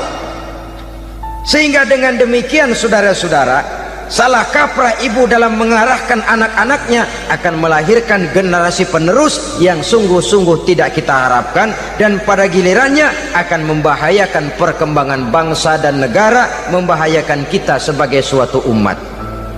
Apalagi sekarang ini masih banyak orang-orang muslim, orang-orang tua muslim yang kadang-kadang menyekolahkan anaknya di sekolah yang membahayakan akidahnya, mematikan imannya, menghancurkan tauhidnya. Pokoknya asal bonafid keluar sekolah ada jaminan lapangan kerja, perkara anak mau kafir mau murtad bukan urusan. Alangkah ironi dan sangat menyedihkan. Saudara-saudara yang saya hormati, jadi dari segi kaum wanita peranan ibu sangat besar. Dari segi anak, ketaatan kepada ibu, doa restu ibu akan membawa kepada kebahagiaan hidup. Doa ibu mustajabah, kutukan ibu manjur. Beberapa hikayat dan riwayat menjadi contoh dan tamsil buat kita betapa tidak ada satu kebahagiaan di dunia ini yang bisa ditegakkan tanpa doa restu daripada ibu. Pantas kalau dalam Al-Quran ada ummul kitab, ibunya atau induknya kitab. Tiap negara punya ibu kota, bapak kota tidak ada. Lalu lagi wawasan Nusantara disebut ibu pertiwi, bapak pertiwi kemana tahu. Saudara hadirin yang saya muliakan, lalu dalam peringatan hari-hari besar nasional ada yang namanya Hari Ibu. Hari bapak nggak pernah diperingati. Ada Hari Ibu, dan ibu itu pun ada Ibu Kartini, ada Ibu Dewi Sartika, dan macam-macam lagi yang seluruhnya merupakan refleksi dan gambaran betapa peranan kaum wanita di dalam kehidupan ini yang memang banyak mewarnai dan menjadi warna dari suatu kegiatan. Saudara-saudara kaum muslimin rahimakumullah, apabila yang pertama tadi kita melihat peranan kaum wanita sebagai istri, betapa ia berpengaruh besar dalam ikut menunjang keberhasilan dan kesuksesan suaminya. Kemudian pada peranannya yang kedua, wanita sebagai ibu di rumah tangga, betapa ia ikut membentuk, mempengaruhi, mewarnai dan membimbing kepribadian anak sebagai generasi penerus. Maka pada peranan yang ketiga ini kita akan melihat wanita sebagai social agent, sebagai penggerak kegiatan sosial di berbagai bidang kehidupan. Apakah itu bernama majelis taklim, apakah itu bernama perkumpulan dan yayasan-yayasan kemanusiaan, organisasi-organisasi yang bergerak di bidang pendidikan. Bahkan di zaman sekarang bukan hanya menjadi penggerak sosial, bahkan sudah banyak kaum wanita yang menggerakkan satu bangsa. Dunia mengenal Margaret Thatcher, dunia mengenal Indira Gandhi, dunia mengenal Bandara Naike, dunia mengenal Corazon Aquino, dunia mengenal Golda Meir dulu itu dari Israel, dunia mengenal Imelda Marcos yang ambisius tapi yang kemudian melangkah kepada jalan yang negatif dari tujuan semula. Ini bukan hanya sekedar social agent, tapi bahkan sudah mengarah kepada menggerakkan dan mewarnai suatu bangsa. Islam membuka pintu ke arah itu. Wanita duduk dan berfungsi sebagai social agent, mengurus berbagai macam perkumpulan-perkumpulan yang bertujuan kepada kebajikan, menyantuni yatim piatu, memelihara kesehatan, menyayangi binatang, memelihara kelestarian lingkungan dan lain sebagainya. Islam membukakan pintu sepanjang peranan sebagai istri dan sebagai ibu tidak diabaikan. Ini sebab yang utama. Salah seorang perempuan, kaum wanita, kalau terlalu aktif berorganisasi, terlalu aktif bermasyarakat, terlalu aktif dalam berbagai macam perkumpulan, lalu melupakan tugas utamanya sebagai istri dari suaminya, sebagai ibu dari anak-anaknya. Ibu asik rapat sana rapat sini, anak tidak pernah diajak rapat, akhirnya si anak bikin perkumpulan sendiri, rapat menurut versi mereka, sehingga akibatnya yang timbul anak merasa kurang diperhatikan oleh ibunya. Ngaji bagus, tapi kalau sepanjang hari ngaji saja, suami pulang mau makan tidak ada makanan, mau berganti pakaian belum lagi ditriska pakaiannya, tentu ini melupakan fungsi yang utama. Kegiatan sosial, kegiatan di organisasi adalah jadwal kegiatan setelah fungsi sebagai istri dari suami, sebagai ibu dari anak-anak dilaksanakan dengan sebaik-baiknya. Bukan tidak baik ngaji, kalau dari ngaji ke ngaji saja, bangun tidur ngaji, jam 7 ngaji, berangkat jam 11, sholat zuhur berangkat ngaji lagi, pulang sore, malam ngaji lagi. Suami tidak terurus, anak-anak pun terbengkalai, rusaklah rumah tangga. Dan bukankah satu bangsa terdiri dari satu tatanan masyarakat, dan tatanan masyarakat yang paling kecil bernama keluarga? Keluarga merupakan unit dari masyarakat, unit yang terkecil, dan keluarga terdiri dari pribadi-pribadi yang merupakan bapak, ibu, dan anak-anak. Sehingga masyarakat bangsa yang baik terdiri dari masyarakat yang baik, masyarakat yang baik tersusun dari keluarga-keluarga yang baik, dan keluarga yang baik akan muncul dari pribadi dan individu yang baik. Pribadi dan individu yang baik yang sadar mana kewajiban yang primer, mana kewajiban yang sekunder. Sebagai social agent, dia lalu mawas diri dengan tetap mempertimbangkan kodrat kewanitaannya itu tadi. Saya ikut prihatin kalau ada perempuan main sepak bola, dan saya yakin betul kalau perempuan main sepak bola, yang nonton pasti bukan nonton bola. Ya mungkin bola juga, tapi bola yang mana itu wallahu a'lam. Ya dicari olahraga yang sesuai dengan kodrat kewanitaan begitu. Dicarilah olahraga yang sesuai dengan kodrat kewanitaan. Sepak bola sudah maju, ya belakangan saya katakan tadi muncul lagi wanita angkat besi. Belakangan bisa kita bayangkan wanita main tinju. Babak belur sudah kalau sudah begitu. Kemajuan dengan melupakan kodrat kewanitaan akan menyengsarakan kaum wanita itu sendiri. Silahkan maju menjadi social agent, menjadi penggerak di masyarakat. Para istri Rasul bisa kita jadikan satu figur. Siti Khadijah, figur sebagai istri pendamping yang setia. Dikala suaminya bingung, ia tampil memberikan pandangan. Dikala suaminya bingung, ia memberikan tanggapan. Dikala suaminya dimusuhi orang, ia menampakkan kesetiaannya. Kau tidak sendiri bang, aku di sisimu. Dikala jiwanya gelisah ketika pertama kali menerima wahyu berhadapan dengan malaikat Jibril, Khadijah yang menghibur. Kalla ma yukhzikallahu abada. Tidak apa-apa bang, Allah tidak akan menyusahkan kau untuk selamanya. Tenang sajalah, tenang. Abang orang baik-baik, Allah tidak akan menyengsarakan abang. Peran sebagai istri. Dan Rasul mantap, sehingga bertahun setelah Khadijah wafat selalu terkenang dan dikenang oleh Rasul. Pernah satu saat beliau itu seperti orang melamun. Aisyah tanya, kok seperti ngelamun bang? Iya, kata Rasul, saya seperti mendengar suara terompahnya Khadijah di surga. Padahal Khadijah sudah lama wafat. Aisyah mendengar itu rada sedikit manyun. Kata Aisyah, Bang, cukup sekali ini saja, jangan sebut-sebut lagi nama itu ya. Cemburu rupanya. Ya soal cemburu sih nggak bini Nabi, nggak bini kita, namanya cemburu. Perempuan mesti ada. Apa jawab Rasul? Ya Humairah, Aisyah, haruskah saya melupakan seseorang yang dikala orang lain memusuhi saya, dia mati-matian membela saya. Dikala orang lain mau membunuh saya, dikorbankan hartanya untuk membantu perjuangan saya.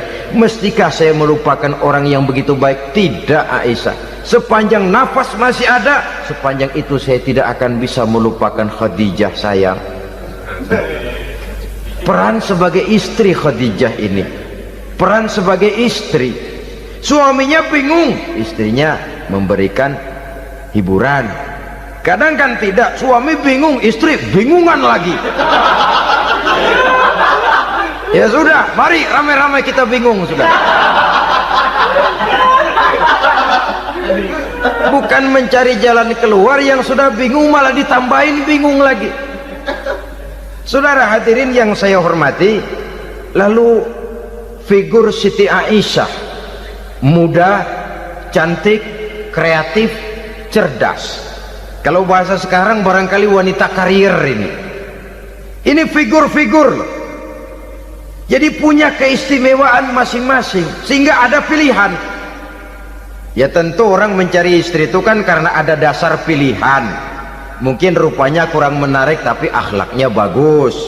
Mungkin akhlaknya sedang-sedang saja tapi potongannya cakep, masih ada pilihan. Sudah potongan jelek, akhlak bejat, emangnya lu milih merem tempo hari ya?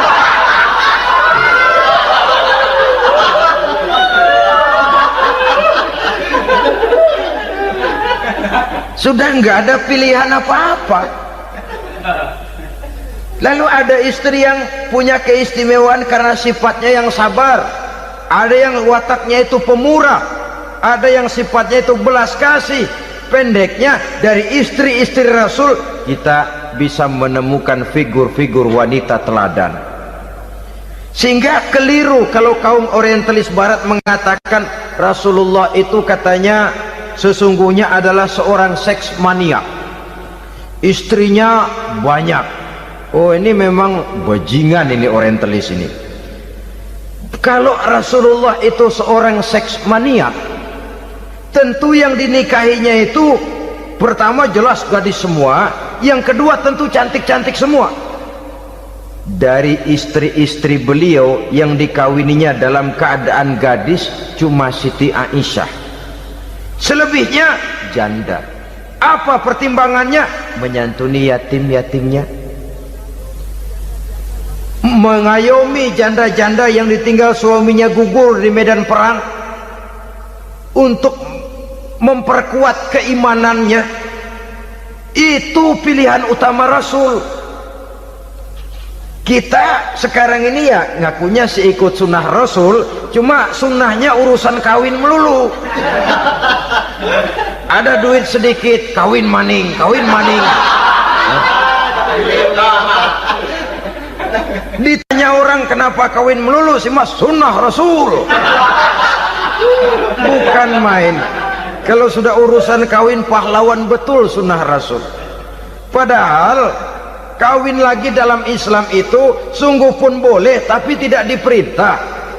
Tidak diperintah, memang cuma boleh. Itu kalau dalam pesawat itu cuma semacam emergency exit loh ya, yang tidak boleh sembarang waktu bisa dibuka. Kalau memang sanggup berlaku adil, tafadhol. Kalau tidak, satu juga nggak habis. Lagian saya kira perempuan itu kan cuma perbedaan rupa saja, perbedaan selera saja. Seperti singkong dengan sate, bedanya kan cuma di tenggorokan. Kalau sudah masuk ke perut, kenyangnya kan sama. Perempuan cuma berbeda dalam selera, rasanya barangkali ya, barangkali.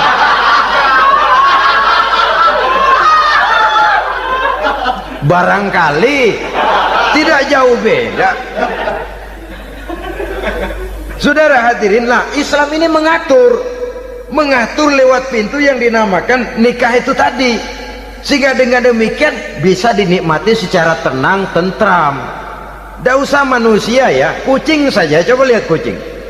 Kalau ikan dia boleh nyolong, kucing itu boleh curi, makannya nggak tenang kucing. Coba lihat ini, asal dia nyolong ikan, makannya juga mindik-mindik, matanya nengok kiri nengok kanan, ada sedikit gerusak kabur. Secara nalurinya kucing tahu kalau ini ikan curian, makannya nggak tenang dia. Tapi kalau ikan kita kasih, kucing anteng, geledek juga nyamber, manteng aja dia. Nalurinya mengatakan ini ikan dikasih sama yang punya, tenang dia. Saudara hadirin yang saya hormati, orang juga gitu. Kalau hubungan suami istrinya sudah sah, diikat dengan akad nikah, tenang, anteng, nggak gerasak gerusuk, nggak kayak diubur-ubur maling, anteng aja. Dia ngintip juga buat cuek aja udah. Biarin aja dia ngintip, capek sendirilah.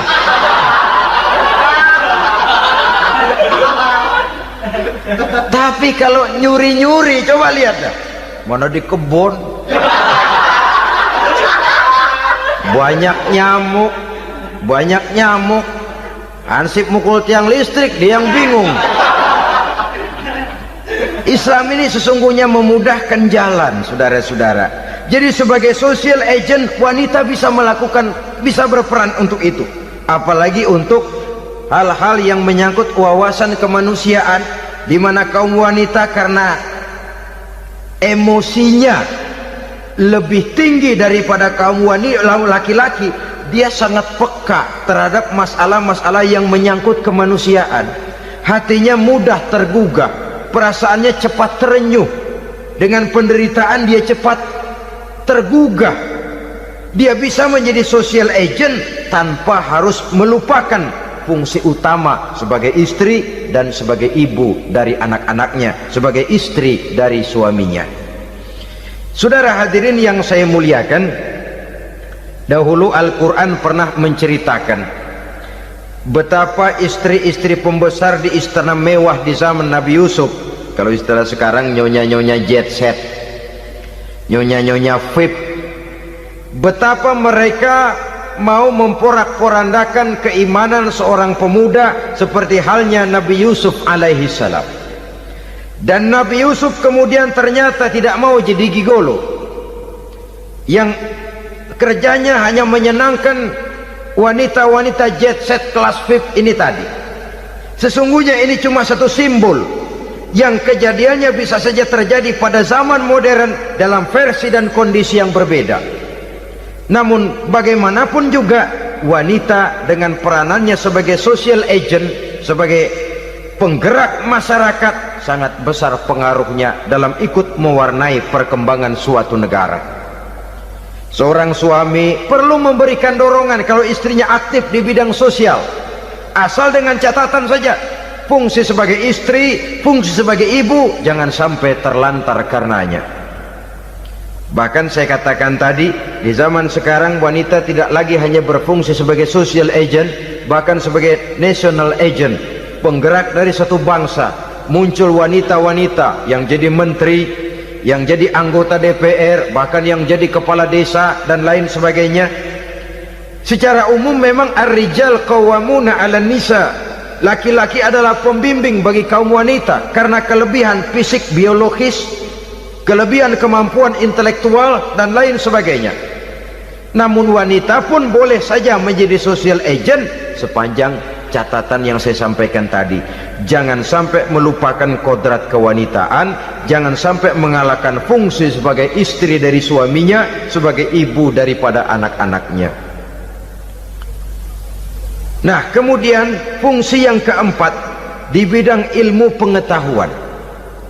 Islam memberikan kesempatan yang sama kepada kaum wanita.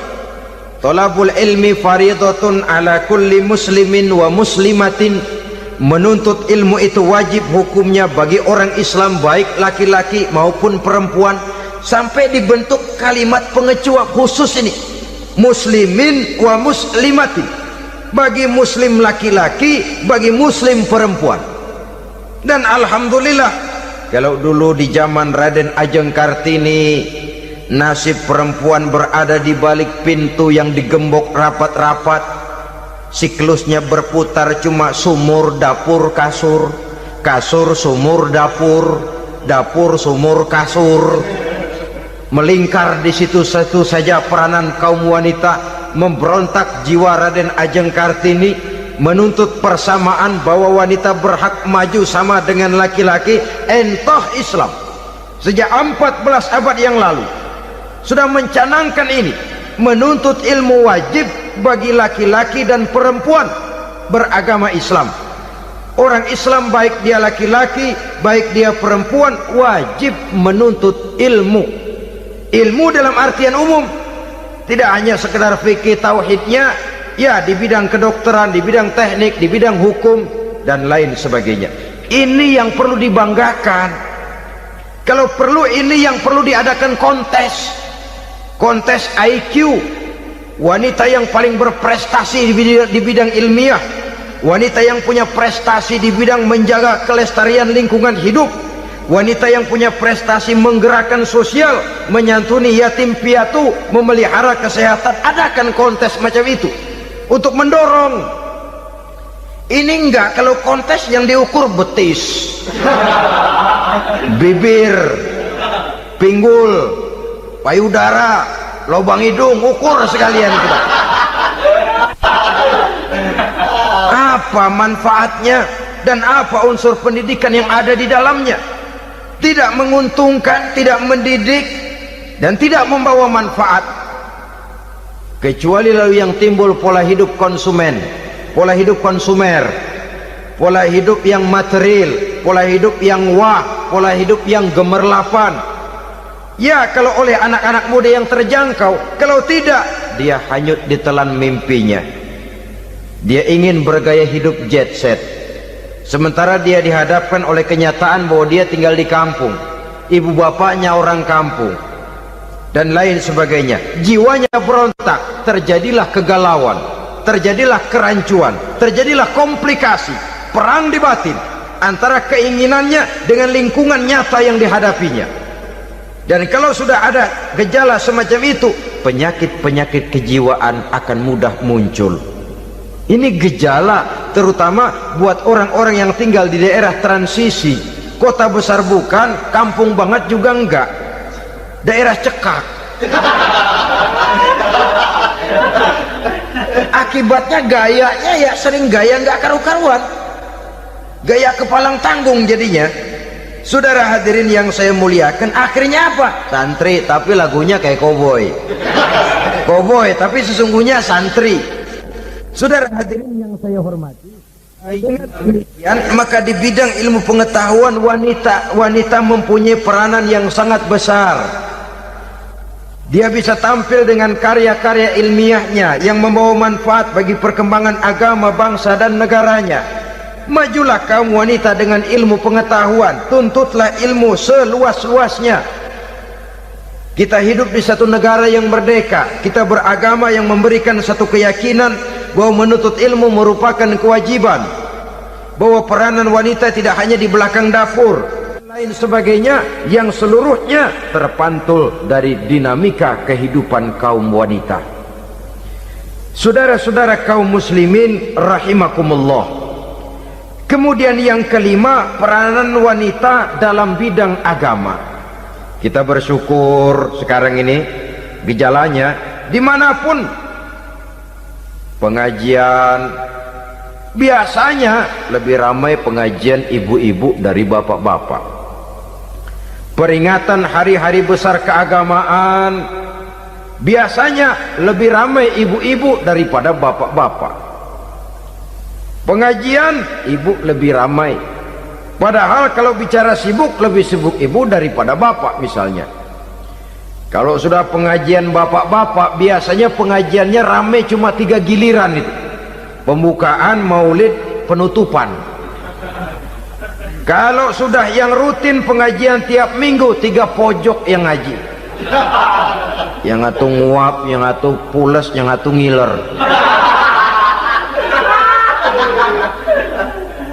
Saudara hadirin yang saya muliakan, ada badan kontak majelis taklim, yang merupakan wadah daripada kegiatan ibu-ibu.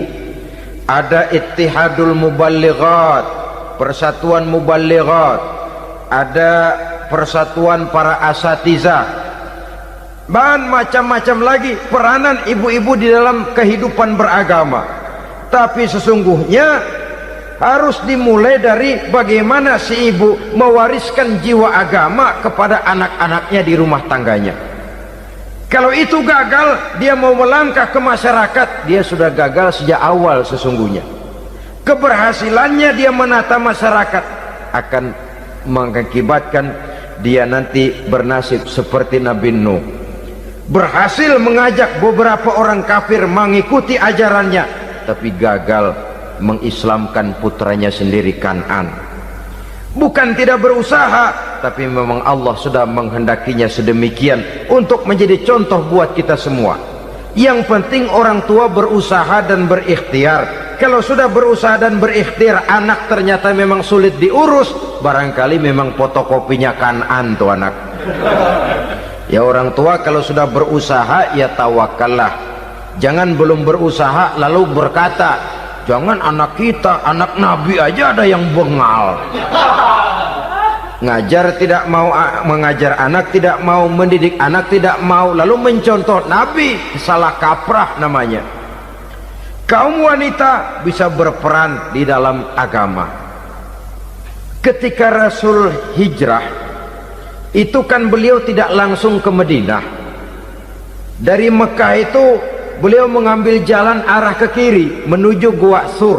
Ini dalam strategi militer punya makna sendiri. Jenderal yang ulung, ahli strategi militer ini. Di Gua Sur sana beliau tinggal 2 hari 3 malam. Siapa yang membawa makanan ke Gua Sur? Siapa yang menjadi kurir untuk mengintai kegiatan-kegiatan Quraisy setelah Nabi berangkat hijrah? Asma, putri Abu Bakar Siddiq radhiyallahu anhu. Jadi kurir, jadi spion, membawa makanan untuk Rasul dan ayahnya di Gua Sur. Ini peranan wanita di tengah bahaya, di tengah keadaan posisi terjepit. Rasul di dalam gua, diamatinya keadaan Quraisy, dilaporkannya kepada Rasul. Jasa seorang wanita bernama Asma, putri dari Abu Bakar Siddiq radhiyallahu anhu. Rabi'atul Adawiyah, seorang sayyidah sufiyah, ahli tasawuf yang terkenal dengan ajaran cintanya kepada Tuhan.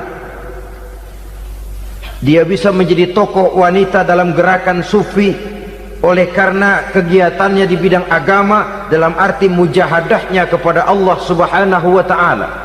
Dia korbankan bagian besar daripada hidupnya untuk mengabdi kepada Allah. Setelah suaminya meninggal, seumur hidup dia tidak pernah nikah lagi. Bukan tidak cantik, cantik. Bukan tidak ada yang mau, banyak yang meminang. Bahkan diantaranya termasuk Sufyan Tsauri, seorang tokoh juga, pernah mencoba meminang beliau. Kata Sufyan, Rabi'ah, bagaimana? Kamu kan janda? Iya. Lalu, lah saya kan duda. Jadi bagaimana? Daripada kita masing-masing sendiri-sendiri, kan lebih baik kita join. Maksud kamu apa? Saya mau meminang kamu. Boleh? Tapi mas kawinnya saya minta engkau jawab 4 pertanyaan saya. Kalau bisa, diri saya seutuhnya saya berikan kepada kamu. Kalau tidak, tidak usah saja. In ajabtani fi 4 masail fa ana laka. Kalau engkau sanggup menjawab 4 pertanyaan saya, seluruh diri saya bulat-bulat saya serahkan kepada kamu. Yang pertama, Sufyan, semua orang kan bakalan mati. Iya. Ya soal mati sih sama, mati. Cuma hakikat mati kan lain-lain. Ada yang matinya itu husnul khatimah, mati baik di akhirnya. Lagi ngaji, mati. Lagi baca Quran, mati. Lagi sholat, mati. Lagi dengar ceramah, mati. Lagi sodakoh, mati. Itu mati-mati yang su'ul khatimah. Ada yang mati itu mati yang husnul khatimah, maksud saya. Ada mati itu yang disebut su'ul khatimah, jelek di penghujungnya. Lagi nyekek botol, mampus. lagi banting kartu, plak plak, habis. Lagi makan riba, mati. Lagi zina, mati. Lagi nipu, mati. Kira-kira kalau saya nanti mati, su'ul khotimah apa husnul khotimah? Loh, saya nggak tahu, kamu mati saja belum. Tidak bisa kamu jawab, tidak bisa. Yang kedua, setelah mati kita masuk ke alam kubur. Di kubur kita akan dapat nikmat kubur atau azab kubur. Hari itu kira-kira saya dapat nikmat apa dapat azab? Saya tidak tahu. Di padang mahsyar setelah ditimbang kita dapat kitab di tangan kanan kalau baik, di tangan kiri atau dari belakang kalau jahat. Hari itu saya dapat kitab di tangan kiri apa tangan kanan? Saya nggak tahu. Yang keempat, orang akan lewat di atas sirat. Yang selamat sampai surga, yang celaka sampai ke neraka. Kira-kira saya yang selamat apa yang celaka? Wah, kata Sofyan, gua nggak tahu, udah butak dah lempengan itu deh. Kalau kau tidak tahu Sofyan, tidak bisa jawab 4 pertanyaan ini, maaf saja, lamaranmu saya tolak dan saya tidak akan nikah. Ini yang saya khawatir.